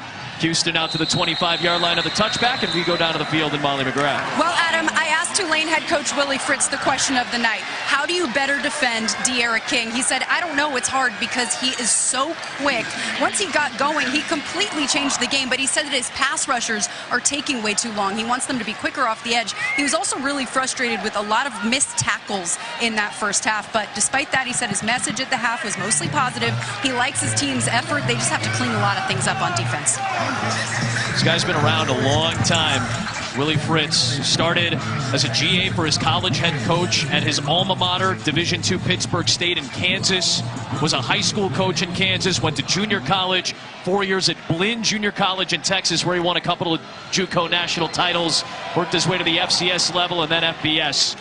Transitioned Georgia Southern into an FBS school and has taken Tulane to a bowl game and a bowl victory, something that they haven't experienced a whole lot of here in New Orleans with the Green Wave. 5 bowl wins in 126 years, Adam. Quick math. Not great, but could they build something special here with Coach Fritz? They're hoping to do so. Second and short here for University of Houston. And the leader of rush TDs and pass TDs in consecutive games, D'Eriq King. He's got Mulba Carr in the backfield. Weren't expected to see him, but Kyle Porter is out with back spasms now. Marquez Stevenson, he's got a first down into Tulane territory, dragged out of bounds by Larry Brooks, who had a couple of picks last week. That was a good ball there, man. Hit him in stride, let him run with it a little bit. Marquez Stevenson got loose after the catch. 20 yards, throw it 4 yards downfield, goes for 20. This one has a chance. D'Eriq King gets close to the sticks, down at the 36-yard line. They talked about D'Eriq King not taking as many hits. A lot of designed runs tonight. Conference game, usually you let him play. 22 days of rest coming up. Only one game in the next 3 weeks coming up for Houston. P.J. Hall made the hit on D'Eriq King that time. He was a little bit slow to get up after the play. We'll step aside. And Ensure for strength and energy. We're not saying it.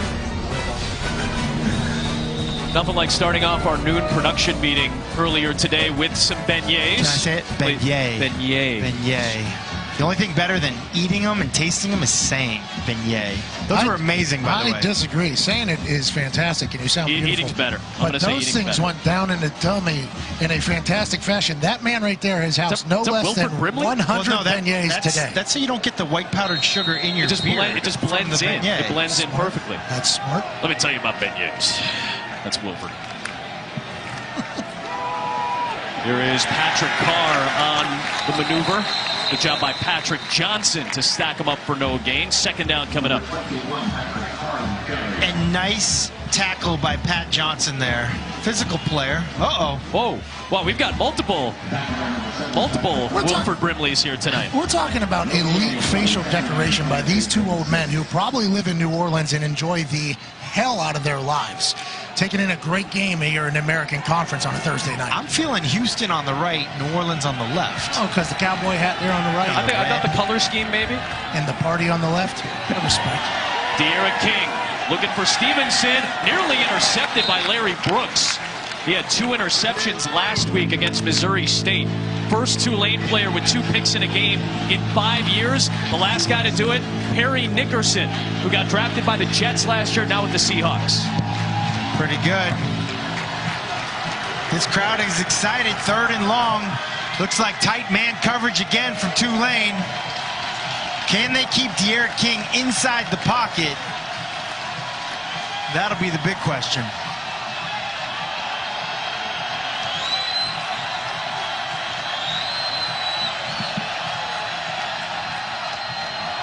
The twist from Tulane. Got it off to Terry Mark, but he gets swallowed up at the 36-yard line for no gain. Jalen Monroe led the charge for the blue jersey Green Wave. Would be about a 53-yarder from here. Missed the 31 earlier. I assume Dana's not going to let him hit it. Wait a minute. Nope, we're punting. Were you just disappointed to see a punter run onto the field? Was that a first? Well, whenever your kicker misses one early, sometimes you got to let him get back on the saddle and hop back up on the horse, especially with a 53-yarder. Dane Roy here, though, going to try to pin him deep. Career long for Dalton Witherspoon came 2 weeks ago. 46 was his career long, so just a little bit extended if he were to try the field goal. And I think he missed a 48-yarder last week against Washington State. He missed one.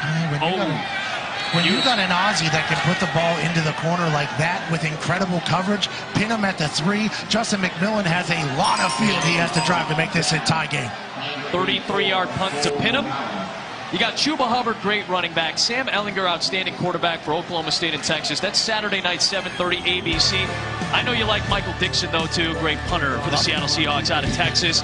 Great series all time, 24-9, Texas on top. But the Pokes have had the better go of it as of late. They've won the last 4 meetings. Texas comes in as the ranked team, but they've lost 5 straight in Austin to Oklahoma State. That's the longest streak by any team going into Austin and winning in Big 12 play. Long field in front of Justin McMillan, and Amari Jones will try to get some cushion on that run. He'll pick up 4. Tulane's trying to get something going here. When you're backed up inside the 5-yard line, really one of your goals is to get outside the 10-yard line so that if you do have to punt, you got enough room for your normal punt operation. Technically, it's outside the 5, but outside the 10 is also great.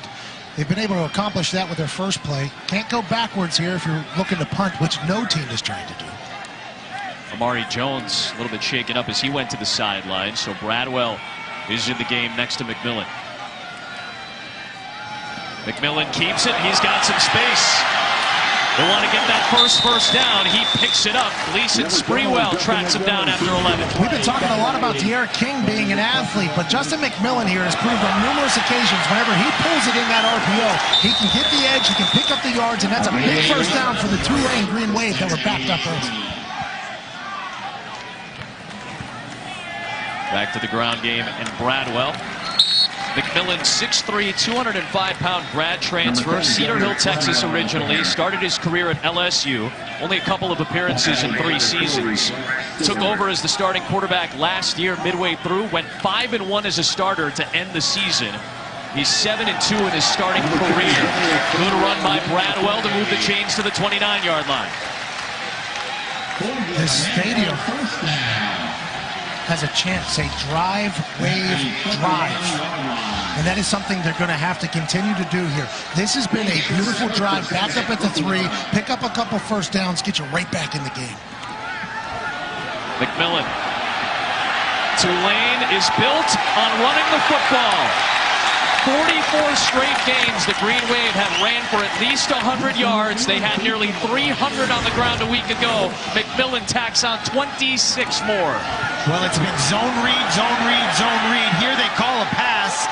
McMillan breaks contain. He's a lefty, scrambles to his left and says, hey, I can take it on my own. I'd expect a shot play at some point coming up on this drive. They've been running the ball very effectively, though. Bradwell picks up about 5 on this play. I like Justin McMillan. First half wasn't great, 3 of 10.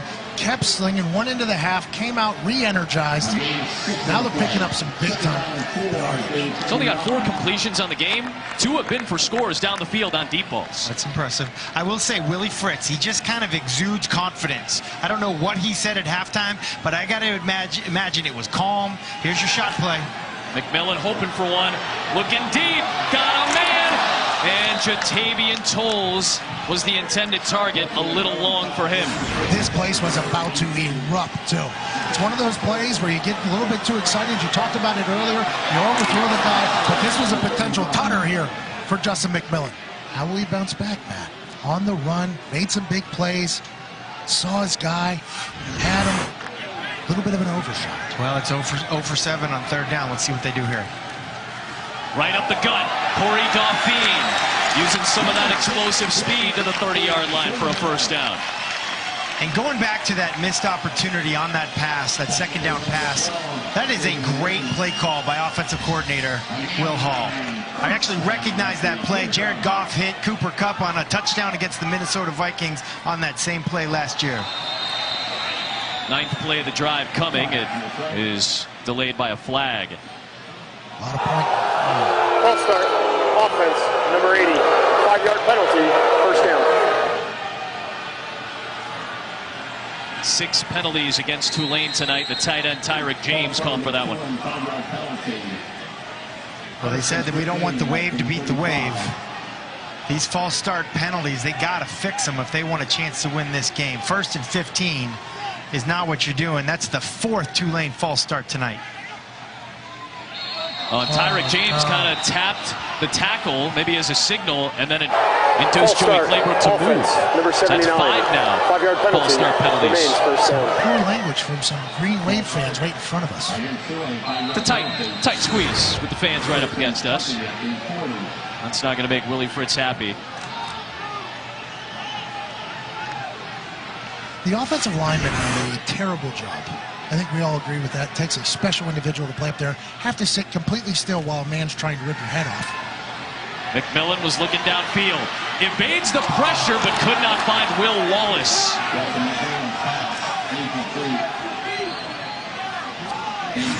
A lot of people in the crowd yelling at Justin McMillan to set his feet.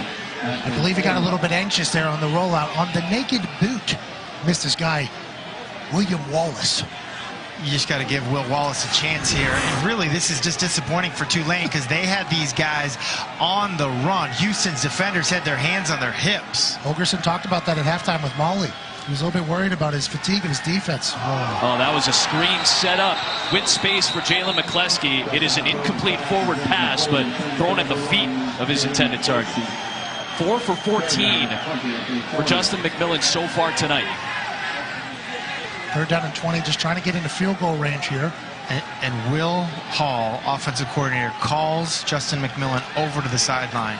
It's almost like a manager in baseball walking out to the pitcher's mound, like, hey, settle down. You've missed 2 wide open guys. Settle down, relax. Throw the heat.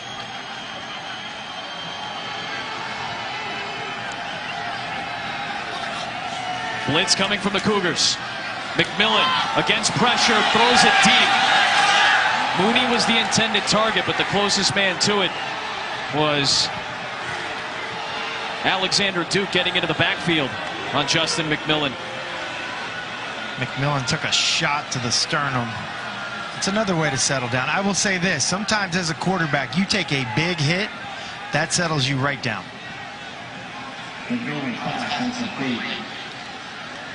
The Fridge started the game here with a 61-yard bomb. Been a little inconsistent.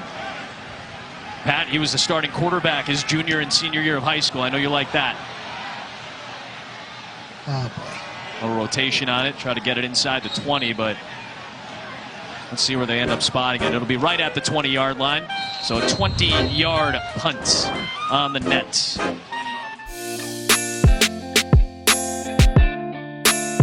Red Cross in preparation, response, and recovery efforts in the United States and down in the Bahamas. You can go to www.redcross.org/ESPN or call 1-800-RED-CROSS to donate now. Obviously, folks here in New Orleans understand and sympathize completely with what's happening down on the coast and down in the Bahamas. And now the tropical storm Imelda dumped about 40 inches of rainfall down in Texas. It was a little bit north of Houston's campus. Really, Beaumont got the worst of it. Houston was not able to travel. It's banned to this game tonight because of the brutal weather that they're dealing with right now. Well, if you can help out, please do. Again, redcross.org/ESPN to donate now. Mulba Carr picks up 14 yards for the Cougars, who lead it by 7 with 6 minutes to play in the 3rd quarter. Every time I see those images and videos, I just get heartbroken. Gotta feel helpless. But you can help by donating to Red Cross. I hope you do. 40 inches of rain more here down to the Gulf Coast. Mulba Carr trying to stretch it to the edge, and he gets brought down quickly. Good job by Malik Lawal. Now, Mulba Carr is in the game, you would think, because Kyle Porter is done. Carr is a senior from Austin, Texas. He's only played in 1 game out of the first 3. It was against Oklahoma. He was a redshirt candidate this year, but now he's playing in his 32nd career game. So he was going to redshirt as a senior. He became a United States citizen before his freshman year of college. Escaped war-torn Liberia at age 5 with his mother. Became a U.S. citizen before he started his career at Houston. There goes Patrick Carr. Sets up 3rd down and short coming up for the Cougars. Dana Holgerson is not scared to redshirt a senior either. He'll get another year out of a player. Incredible story for MOBA, but also he loves the transfer portal. Running a little bit of a hurry up here, a little bit of tempo on 3rd down. King designed run, a lot of pressure against him, and he's knocked down by Patrick Johnson. A big Tulane stop. Place is coming alive a little bit. It's almost like Coach Fritz went into halftime and said, hey, they're going to run hurry up. We have to hurry up as well on the defensive side of the ball. And they were ready on that quick tempo on 3rd down. That looked like Tecmo ball when you would pick the other guy's play. The green wave was all over it. Pat Johnson on the play.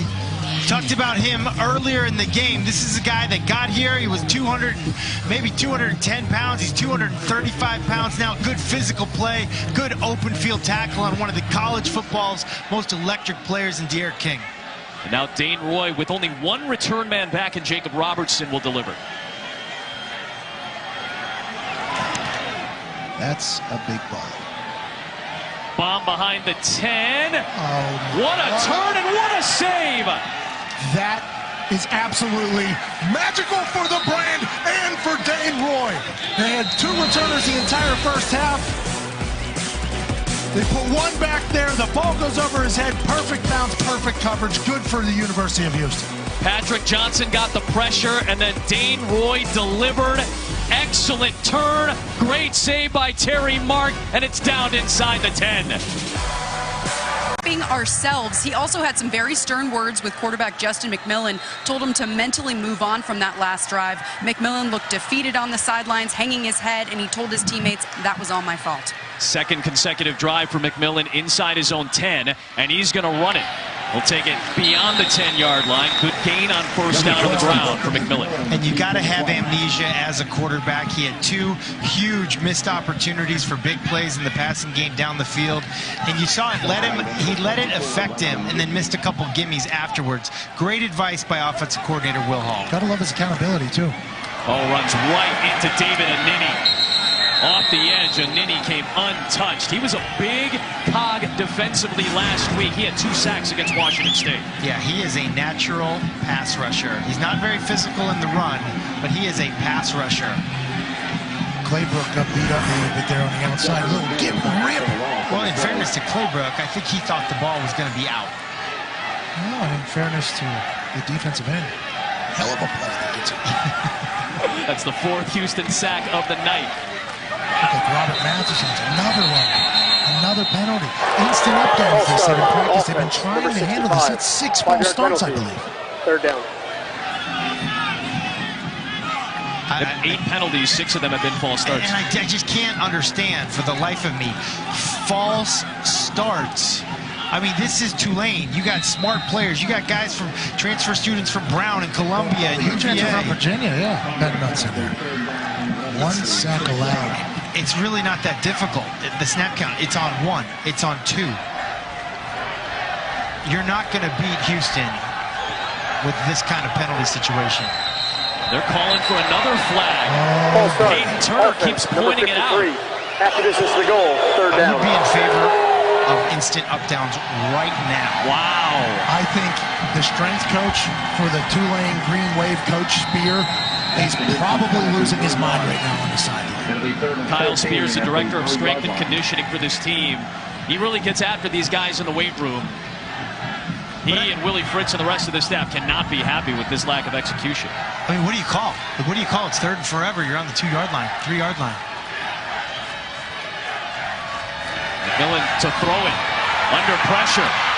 Got to get out of the end zone. Fires deep sideline. McCleskey put a foot down, and it is caught. That's what you call, Matt. You call almost get a safety twice and then throw the ball on a line to a coach's son, Jalen McCleskey. What a play. The last time they connected was a touchdown. This time a massive 1st down for the Tulane Green Wave after they're being backed up with a great punt. And now Bradwell with a good run for 4 on 1st down. Boy, Jalen McCleskey to the rescue. His first year with Tulane, he had his first Tulane touchdown with his dad on the sidelines, the defensive backs coach JJ. Coming up clutch a couple of times tonight for the Green Wave. Well, it's a dagger to the defense. You got him inside the 5 with that 3rd and forever situation. And now Bradwell pounds his way to a first down. Good tempo here by Tulane. I wasn't sure if they just wanted to go tempo or from this sideline. You can't tell if it was a close call on that sideline. Don't give them a chance to review it. Hurry up, mayday, mayday, run a play quickly. Looks like they just want to go with tempo, get into a rhythm right here with their running game. Not much there for McMillan as Grant Stewart got into the backfield and forced him down. 27-yard dagger out of your own end zone. You mentioned Grant Stewart. He's the guy with the long hair down there. Normally plays nickel. He's everywhere. Leads the conference with tackles. Came into this game with 28 tackles. 14 of them came against Oklahoma. Well, that's a lot. Dauphine's got a lot of space. Nice block on the perimeter by Mooney. Dauphine breaking tackles down to the 25. With a cut back and a get off me at the end of it, a 34-yard gain. This Tulane Green Wave is using tempo and picking up some real yardage. And this is the 200-meter champ in high school. Mentioned he runs a 27 200-meter. Runs for Tulane track and field as well. He gets the carry again. Cutting his way for about 4 yards, and that should take us to the end of quarter number 3. This is the third time that me, Matt, Pat, and Molly have been together. We've been pretty lucky so far with some tight ones going to quarter number 4. On Thursday night tonight and the rest of the year, 7-point game. First quarter. Scored a touchdown to cut it to within 7. They ran for over 130 yards in quarter number 3. If they can get past the penalties, they're in pretty good shape. For sure, and they know that Willie Fritz knows that Houston has played 4 games in 19 days. They're pushing that tempo, getting back to their bread and butter run game. Second down, Darius Bradwell pounding ahead. Close to the sticks, down to the field, and Molly McGrath. Well, Adam, Dana Holgerson told me at the half his defense was getting tired. I have to tell you, it feels warmer down here than at kickoff because there's no wind right now. It's about 83 degrees, and there is Pedialyte, pickle juice, hydration gummies all over these sidelines. So these teams are battling the heat and the exhaustion late in the game, Adam. Great call, Molly.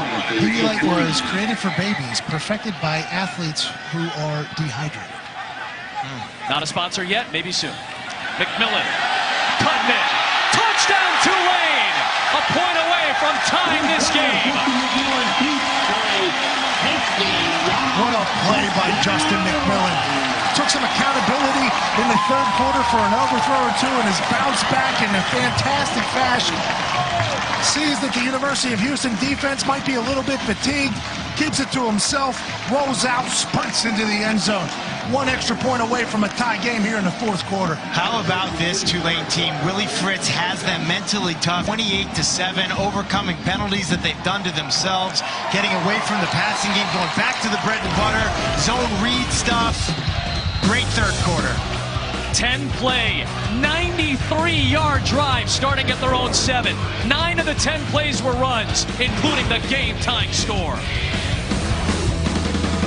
Straight play and watch sports. And in part by Infinity. Empower the drive. Tulane Stadium hosted 3 of the first 9 Super Bowls, including Tulane football games, and the Sugar Bowl is also home to the Saints in the first 7 years of their franchise. Superdome is where Tulane used to play. This is the 5th year since Yulman Stadium opened up, and it is loud right now after a 21-0 Tulane run to tie this game at 28 apiece. And now we get to watch D'Eriq King and the Houston offense go to work. Coca-Cola invites you to share a Coke while tuning into this upcoming matchup on Saturday as Oklahoma State faces number 12 Texas in Austin Saturday night at 7:30 p.m. Eastern Time on ABC and the ESPN app. Justin McMillan got chewed up by his coach on the sideline, Will Hall, the offensive coordinator, and he drove them down 93 yards to tie it. A huge third quarter for Tulane, and now D'Eriq King in a tie game goes to work. That's their longest drive of the season for Justin McMillan. It's his 9th rushing touchdown. Now can the Tulane Green Wave ride the wave the offense put up for him? King fires, and he connects with Keith Corbin. First down on a gain of 12. What an answer there. That's an answer. I mean, that is not an easy throw. Between the linebackers, before the safeties, just did not flinch, didn't even blink. D'Eriq King, if Tulane is going to win this game tonight, D'Eriq King is going to make them earn it. Patrick Carr. Boy, found a big hole and turned it into an 11-yard gain there. Two good plays back-to-back for the Cougs. And with Kyle Porter out, Patrick Carr has got to step up. Probably will get more carries than he's used to getting. But if he carries the ball like that, I just keep giving him the rock. 9 carries in his season debut last week. Remember, he missed the first 2 games as he was coming back from a knee scope. Kyle Porter is out with back spasms. It's going to be Patrick Carr as the lead back. And he was their leading rusher last year. This is not new territory for him. Shane Creamer cannot escape the second wave of the green wave. Loss of 1 as Will Harper made the initial contact. Something about a gang tackle gets a defense fired up. You got Will Harper gets there first. Anderson follows. Defense loves that. You got 7 guys in the screen there at the end of the play. That is what the defensive coordinator is Jeremy looking Singleton for. down on the field for the Houston Cougars, getting checked out. We'll step aside. That honors great teachers across the country. You can learn more, CFP Extra Yard. You can follow that or search the hashtag Extra Yard Week. Nick Anderson just had a tackle for Tulane. A teacher that helped push me in high school was my 11th grade AP US history teacher, Olivia McCroy. She always stayed on me. She was a dynamic lecturer, and I never liked lectures, but she did a great job of preparing us for the AP exam. She stayed on me. I stayed after class. That was like one of my hardest classes, but she pushed me to be a better student because she told me she expected a lot out of me. And I ended up getting a 90 out of that class, but I felt good about that 90, even though it was a low A, because I worked really, really hard for it, and she just stayed on top of me, and she motivated me. On second down, here comes the Houston offense once again, and about 4 yards on the game for Patrick Carr. And a nice tackle by Chase Kershkin there. The safety coming up with the big stick. Not sure that's his name. Kershkin? Probably tempo. Houston going. Guys on the field. Yep. I was going to say, Houston picking up where they left off in the first, and Tulane is forced to use its first timeout. And it's really smart. It's really smart. Good job by Dana Holgorsen using tempo there. Gets him to call timeout. Some key group of 5 matchups coming up this weekend. Tomorrow night, Boise State top 20. UCF goes on the road at Pittsburgh. SMU is 3-0 for the first time since 1984. North Carolina hosting Eli Drinkwitz, the new head coach at Appalachian State. American Conference opener tonight between the Green Wave and the Cougars. On third down, Patrick Carr stacked up, pushes ahead for the first down to the 41. I refuse to go down. Hit it about 6 yards, needed 11, picked up an extra 5 with knee drive. Timeout being used here by Tulane. That's their second charge timeout. It's going to be their second in the first 2.5 minutes of this fourth quarter. The last drive, it seemed like they had the tempo thing figured out on the defensive side of the ball.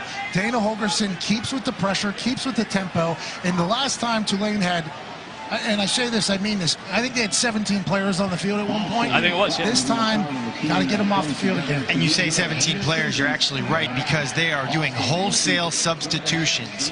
It's hot, it's humid, there's good tempo going. Dana Holgorsen has used tempo as a weapon tonight, stealing Tulane's timeouts. This is going to be interesting to see who toughs it out. We're in the fourth quarter now. We've mentioned it a couple times. Houston playing its 4th game in a 19-day stretch to open their season, while Tulane, which is, I would say, probably the deeper team, especially on defense, comparing these two teams tonight on their home field in a humid night. Who's going to be standing at the end of the night? What we've got right now, a tie game. Well, Dana Holgorsen knows how banged up his linebacker core is, and so he's using tempo selectively. He's not using it all the time, but he's using it at the right time. Mulba Carr, a little leg drive there, trying to hold on to the ball as the Green Wave try to strip it away. 7 yards on the run. That's an incredible tactic. One person hold them up, the other person coming in trying to get the ball. Possessions are key right now. Possessions are key. Pressure from the Green Wave. King taking a deep shot, one-on-one, and it's incomplete. Incredible coverage down the sideline there. Jalen Monroe, who already had a pick tonight with good coverage on the intended target. Great coverage by Jalen Monroe. Uses the sideline as an extra defender, squeezes the wide receiver to the sideline. There's no room for the throw. Turns his head around, too. I mean, that is perfect coverage. It's perfect coverage on second down, not as big as third down. This is third down. It's a big one. Trying to stop Mulbacar, breaks one tackle, spins ahead for the first down. Jeffrey Johnson could not wrap him up in the backfield. It's a 6-yard gain. Mulbacar sometimes is used as like a short yardage back, big, strong, physical. Met a guy in the hole, said nope, spins off, it gets the first. Play fake, King, shot, end zone for the lead, and it's incomplete. Monroe had the coverage again, this time grabbing Cole McGowan. Again, really good coverage. Cole McGowan, fresh legs, getting in there. Jalen Monroe says, And on the other side, Bo Pete is a very, very good cover corner, number 26. You know what it means when you have a really good cover corner on one side? If you're the guy on the other side, you're going to get some action. Tulane brings pressure again on that run, and it's Patrick Carr back to the line of scrimmage. And sometimes you might say, oh, they just tried that play. Sometimes you have a receiver, he sprints down, runs a go route. The DB is tired now. Yeah, now he's got to go cover the other guy. He just ran 2 go routes in a row. You can sub out on offense, you can't sub out on defense. King looking, and he's wrapped up and brought down by Nick Anderson. We just heard him talk about his 11th grade teacher. Nick Anderson comes up with a massive play on third down. D'Eriq King had a lot of time. The coverage was impeccable. He put it down, tried to go for a run. Nick Anderson said, no, Mr. Record holder. Big field goal try from 48. This would tie the longest attempt of Dalton Witherspoon's career. This to try to give them the lead. I saw him hitting in warm-ups. He has a big leg. The Tulane crowd is coming alive. Good snap, good hold. Missed it, wide, left, no good.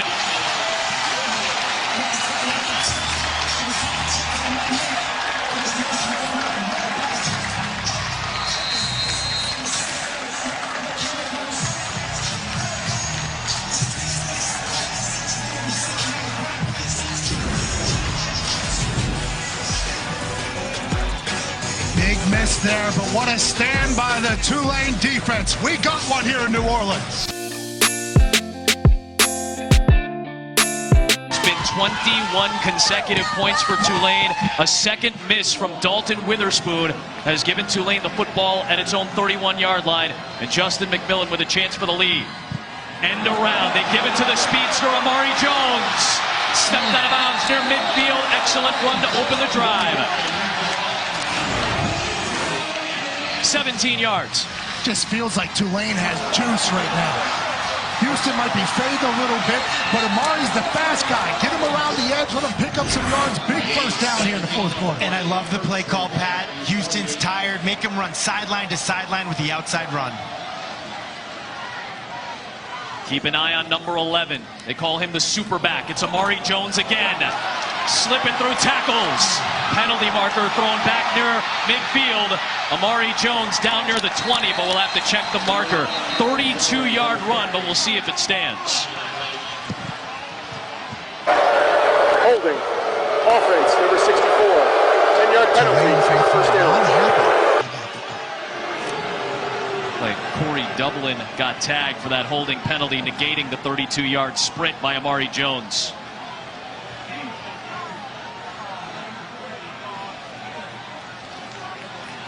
Inside of 10 to play. Jones was pointed out to us by Joe Kaufman, the co-defensive coordinator for Houston. Bind number 11, the super back. He's got speed. He shed a tackle there at the end of that thing. That's now 9 offensive penalties against Tulane. Darius Bradwell gets that penalty yardage back, down to midfield, and down to Molly McGrath we go. Adam, this Houston team is gassed. After that last drive, offensive lineman Justin Murphy ran to the sideline and was throwing up. Their body language looks exhausted and defeated, but their coaches are begging for more from them. This team looks absolutely exhausted, Adam. 4 games in 19 days. We can't stress that enough. And in the fourth quarter, in this humid heaven, is what we'll call it, Tulane, Yulman Stadium. It's going to be a tough final 9 minutes here for everybody. Strong alliteration, McAfee. Thank you. McMillan fires. Dangerous pass, nearly intercepted. He's trying to find Darnell Mooney, but Deontay Anderson, the Manville, Texas native, the transfer from Ole Miss, nearly got it. Well, we mentioned tips and overthrows can be a killer. This ball is up for grabs. Looked like there might have been some funky ball handling action in the backfield. Really, that play just looked like a disaster from the get-go. Justin McMillan, quarterback, is actually rubbing his hands on the turf right now, like he's got too much sweat or something's on his hands. You guys talked about it, humid night. 120% humidity here in New Orleans. Tulane much better on third down after a shaky start. Just a 3-man rush. McMillan to the sticks for a first down. He finds Jatavian Tolles. Absolute strike. Found some dryness on the hands and delivered the ball right between the numbers on a third down to pick up a first down. And listen, you see these quarterbacks wear a quarterback towel. Justin McMillan's got one on behind him. He's been grabbing it, but sometimes that quarterback towel, you mentioned it, it gets wet. It's no good. It's actually worse. You throw your hands on that towel, your hands are even more wet than they were before you put them on there in the first place. Could use a sham wow at this moment. Back to the ground game. They've been so successful under Willie Fritz in that regard.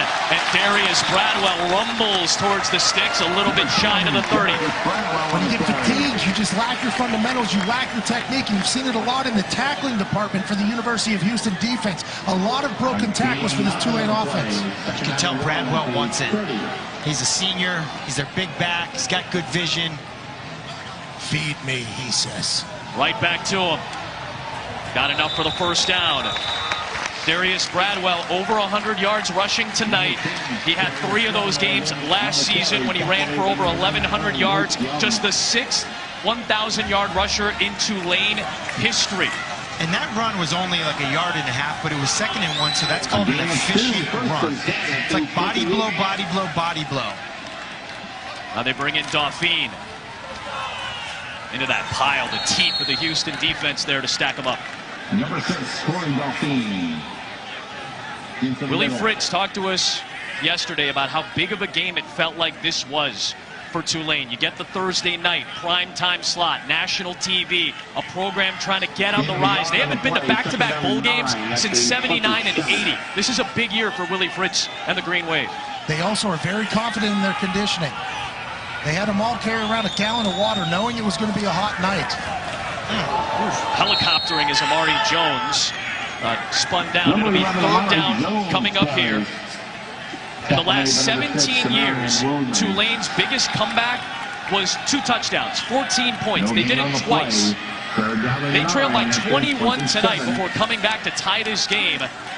A big third down to try to stay on the field with the offense and try to take the lead. And this is always interesting. You're outside the 25, but you're inside the 30. As a quarterback, you cannot take a sack. This is the very edge of Merrick Glover's field goal range. Blitz from Houston. McMillan for Mooney again. Could not hold on. Perfect play call. Perfect throw. Tough catch. Darnell Mooney is not able to come up with it.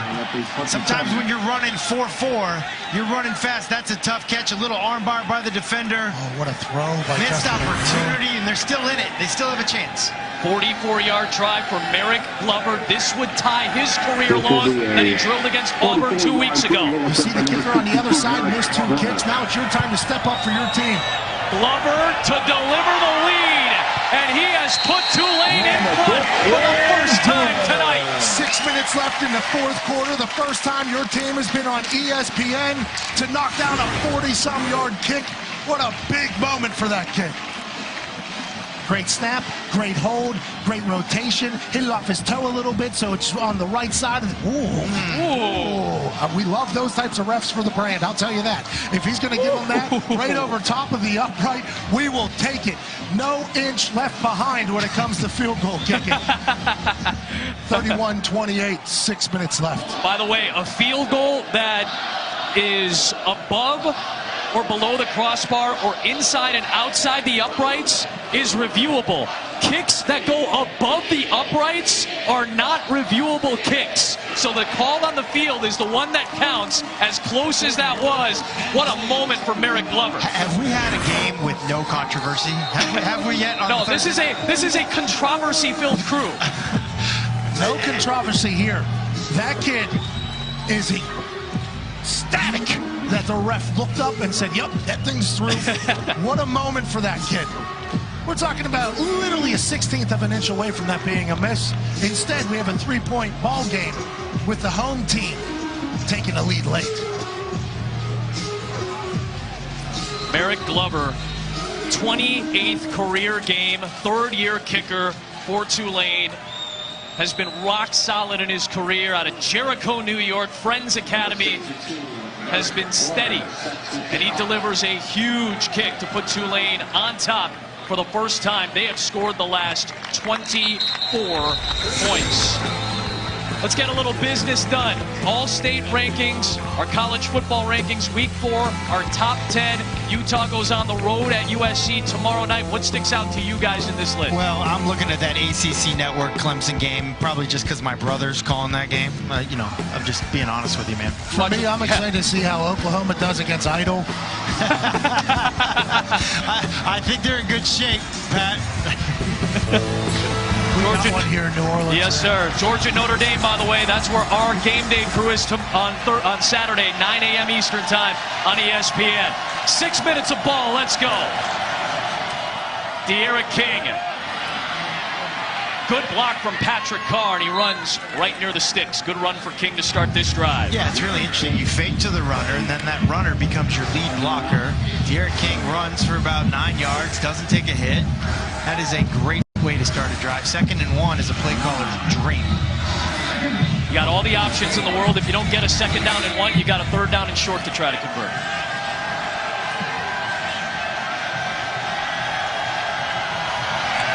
The jumbo set in there.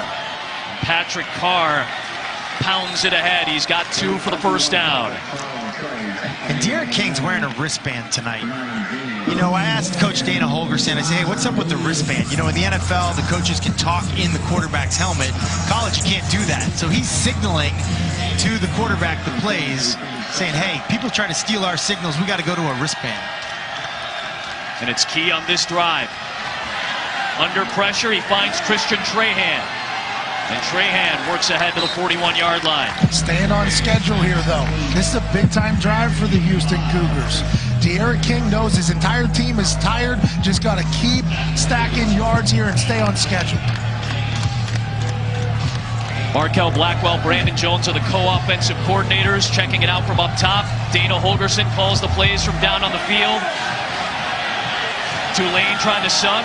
Houston substituted, so Tulane gets an opportunity to as well. On 2nd down, Mulba Carr in front of De'Aaron King, who's got the first down.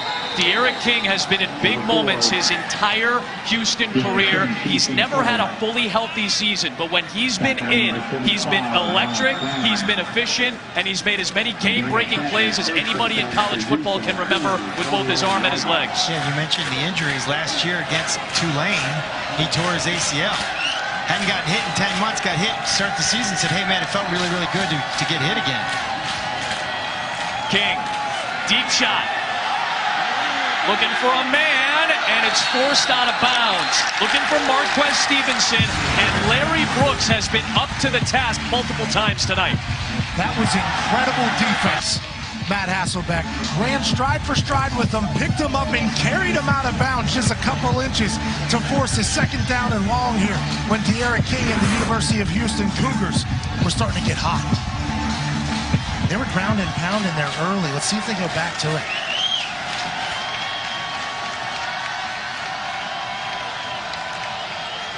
Mulbacar back to the ground.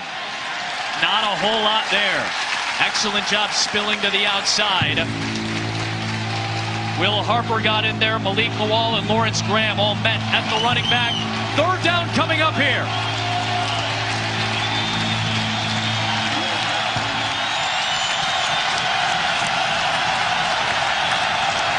Tulane brings the heat. King on the move. King looking for Corbin, and Larry Brooks breaks it up again. And now 4th down and long near midfield. There is a Tulane defender down on the field. Larry Brooks, who just forced the wide receiver out of bounds, comes out of nowhere. Magic man to back that down. Big time 4th down here at the 48-yard line. Houston has all 3 timeouts. There's 3:39 left. 4th and long. What are you going to do? It looks like Jeffrey Johnson down on the deck, and it is the sophomore from Brookhaven, Mississippi. He has the nickname that belongs to this city, Big Easy. He's earned the respect of this entire group, one of the strongest players on this team, getting checked out on the field right now with 3:39 to go. 4th down here. Houston still has all 3 of its timeouts remaining as well, so you can still play defense. The question that we ask is, Houston going to have enough? Molly has been reporting about it from the field. We know the schedule limitations for Houston and Dana Holgorsen in the early part of the season. Can they withstand this final 3.5 minutes if they do decide to play defense? Obviously, we hope the Big Easy is okay. The last 2 punts for Dane Roy, the 30-year-old ice cream salesman from Australia, have been down at the 6 and the 3. He's very good at pinning teams deep, but when you pin somebody deep, your defense has to show up and show out. Have they been able to do that? Up for debate, for sure. Well, the last time, Pat, you mentioned it, they were down inside the 5. It was a 3rd and forever, and the defense couldn't make the play.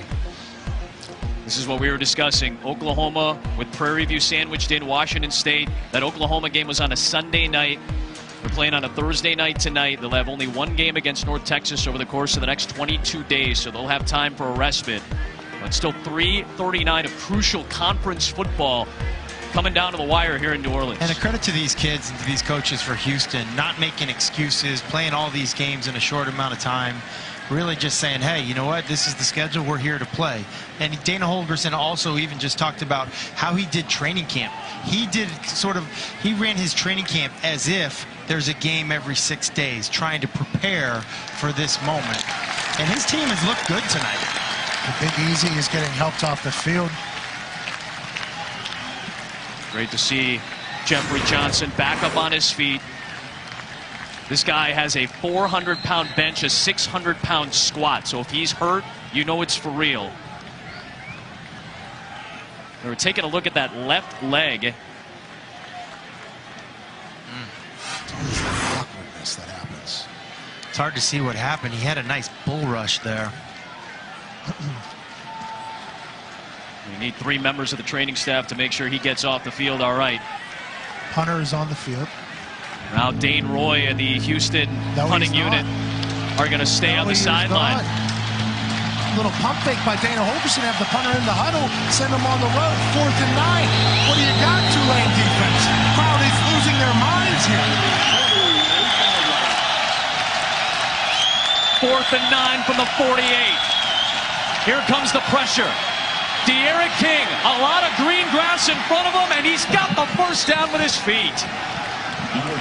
When you got a player like De'Aaron King playing quarterback for you, and it's a massive moment, Dana Holgorsen said, hey, bub, we know you can make a play with your feet and your arm. Quick 12-yard pickup to pick up a 1st down with 3:24 left in this game. We'll give it to Patrick Carr here. Spins down to the 31-yard line to pick up a 5. By the way, wide open there for De'Aaron King. Wide open. Helmet came off of Cam Sample, so he's got to come off the field for a play. Mike Hinton, the grad transfer from Columbia, who's a captain this week, will check in for Cam Sample. Wide open for De'Aaron King. You're right, Pat, because when they bring the blitz, Malik Lowell, yep, you got it. You got to bring the blitz, but you can't overrun it. You got to be aware of where this great running quarterback is at it every time. And he's right down inside the 25-yard line, down to the 21. 11 more yards for King. It feels like De'Eric is in his bag right now. This is where he wants to be. Now, granted, nobody wants to be down 3 with 2:40 left, but De'Eric King's confidence seems to be building here as the moments get tighter and tighter down the stretch. Over 100 rushing yards for King tonight, over 1,400 rushing yards in his Houston career. Mulba Carr spinning away from the initial surge and then gets wrapped up by Lawrence Graham near the 18-yard line.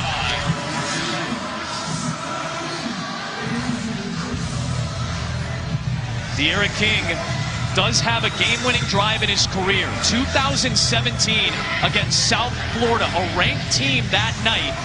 That was one of those nights where De'Eric King hadn't really had a whole lot of reps at quarterback leading up to that game. They thrust him into that role, needing a big win when they were 4-3, and he delivered a huge performance and the game-winning blow against USF that night. Trying to do it again against Tulane tonight.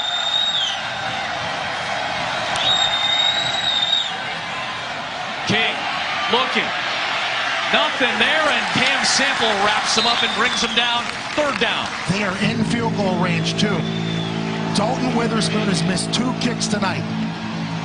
So is that weighing on De'Eric King's mind? Maybe. Can't take a loss here, can't lose any yards, but you know you got 3 points potentially in the bag to tie this thing up with under 1:30 left.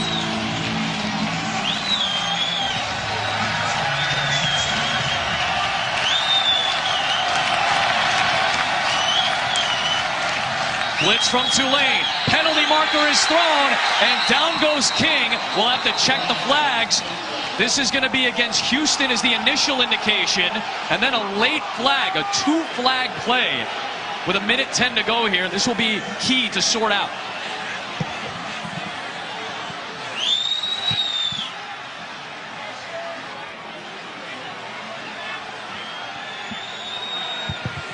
Minute 10 left in the game. Pretty large call here for the Foot Locker folks. False start. Offense, number 65. After the play, personal foul, unnecessary roughness. Defense, number 45. After this is the goal, automatic, 1st down. 1st down for Houston. Tulane gets a personal foul penalty. This was after the whistle had blown. Malik Lawal and Patrick Johnson met at the quarterback. I mean, that's kind of bogus. This place is about 60% full, but it got really loud there. It got loud, and I didn't hear a whistle. Me neither. The defenders didn't hear a whistle. They got their ears pinned back. Feel like that's a no call? You guys feel like that's a no call? I'm not a fan of that call. I played quarterback, had blitzers come at me, seen that happen. So what, now what? Strong disagree. 1st and 10, De'Eric King seeking space, and he's down inside the 5-yard line. 2nd down coming up, inside a minute to go. Tulane only has 1 timeout, and the crowd showing their displeasure with that previous call that gave a 1st down to the Cougars. Man, you said it, Pat. So what, now what? Time for this Tulane defense to step up and do something. Handoff. Patrick Carr, nothing there. Jamyron James, the redshirt freshman from here in New Orleans, makes the stop, and a timeout is called from Tulane, their last timeout. Or Houston, beg your pardon. Houston timeout. 30 seconds left. That's their 1st timeout of this 2nd half. 3rd down and 3 coming up for the Cougars here. The Boo Birds are coming out. That is a massive call with about 1:05 left.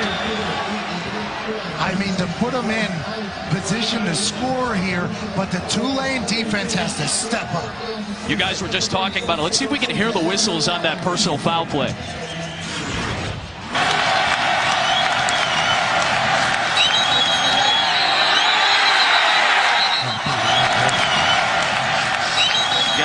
We can isolate that sound. They're blowing their whistles right now, actually. Yeah. They're like trying to mess up with our thing here. They knew that was coming. They didn't want us to get a real take on I got 17 whistles blown in our head right now. That is really, I'm with you guys, though. That's really hard to tell when that whistle blows. I was just saying, having been in that situation many times, that's why you see quarterbacks throw the ball down. That was I would just say that was very questionable. 3rd down and 5. Tulane by 3 with 30 ticks to go in the conference opener. No safeties deep here, Adam. And King to throw. End zone for Corbin. It is incomplete. Could not hold on. 4th down and a chance to tie it potentially for the Cougars. I mentioned no safeties deep. Cover 0. We're daring you to throw it. Make them earn it. Here we go. Missed opportunity. Dalton Witherspoon. Talk to us, Pat. You missed too early. You have to get that out of your mind because your team needs you. You trained all off season for this moment. You practiced every single rep. The Tulane crowd is losing their mind when you step up and show out for your team, Dalton Witherspoon. To tie it. And this time he coolly connects to tie this game with 21 seconds to go. So impressed with his mental toughness.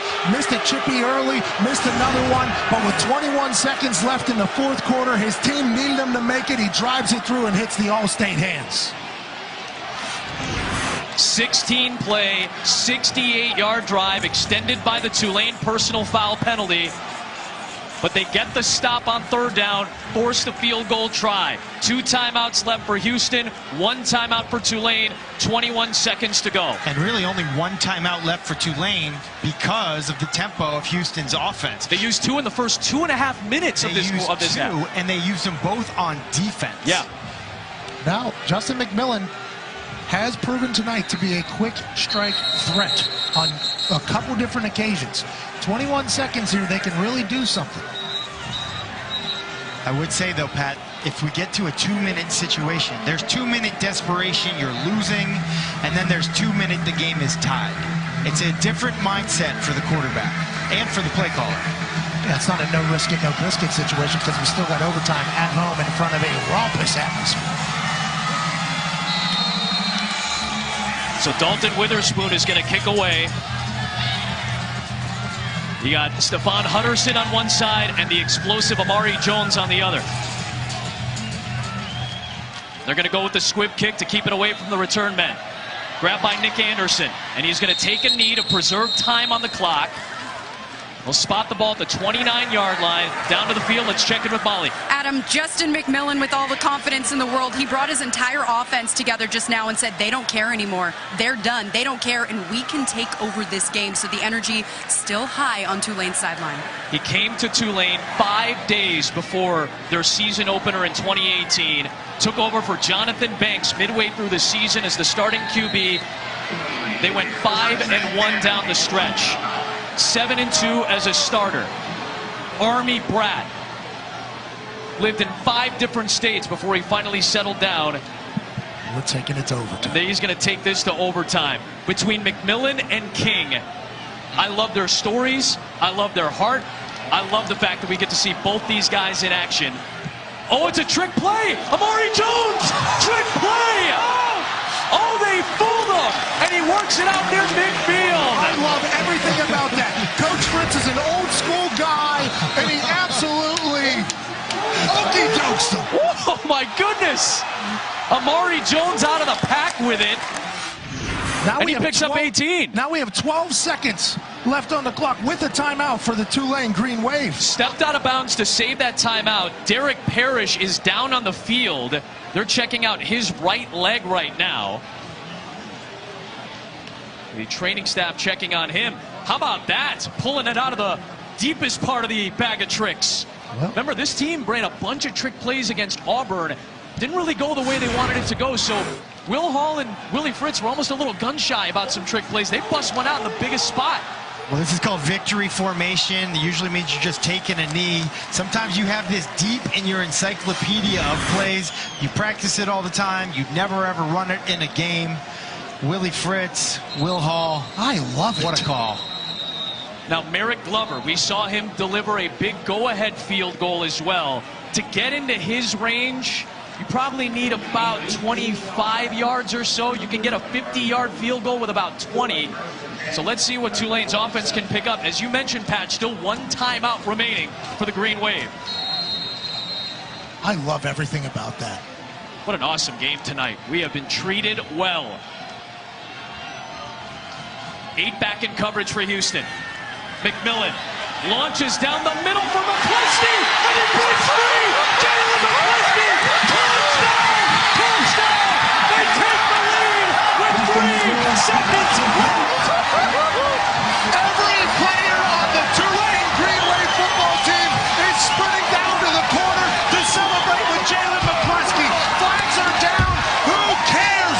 What a tunner for McCleskey making a big play.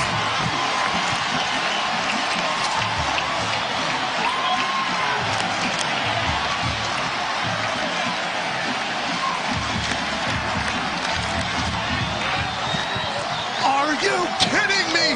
Adam Amin. They run the trick victory formation to pick up some yards. Then Justin McMillan finds his boy Jalen McCleskey, who transferred here from Oklahoma State to play for the team his dad coaches for on ESPN. The heroics, the insanity.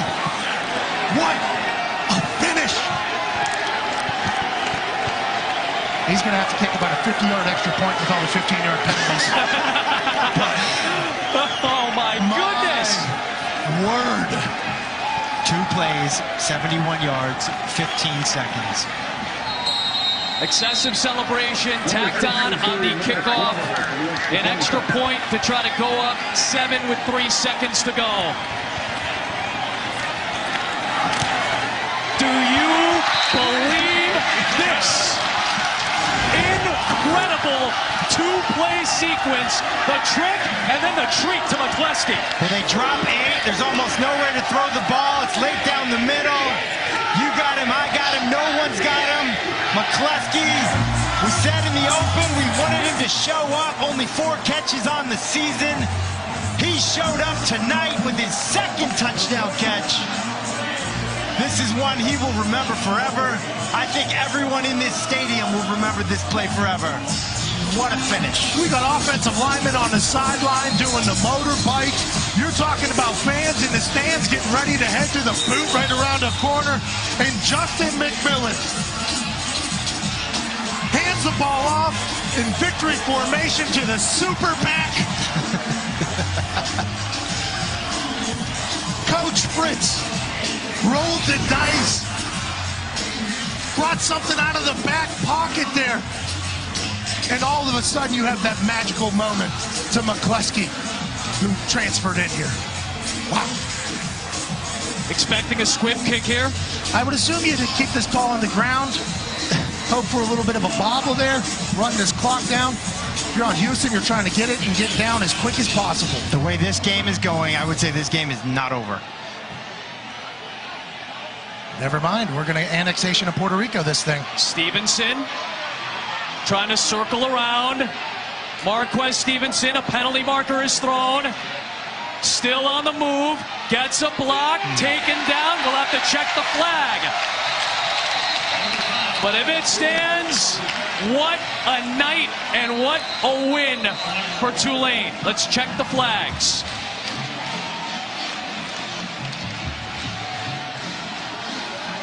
Return team number 89. Penalties decline. The biggest Tulane comeback in the last 17 years in dramatic fashion on Thursday night here in New Orleans. I cannot be more excited for this Tulane fan base who has had 6 winning seasons in 37 years. The American Conference opener at home. To win like that can do a lot of great things for the organization. Incredible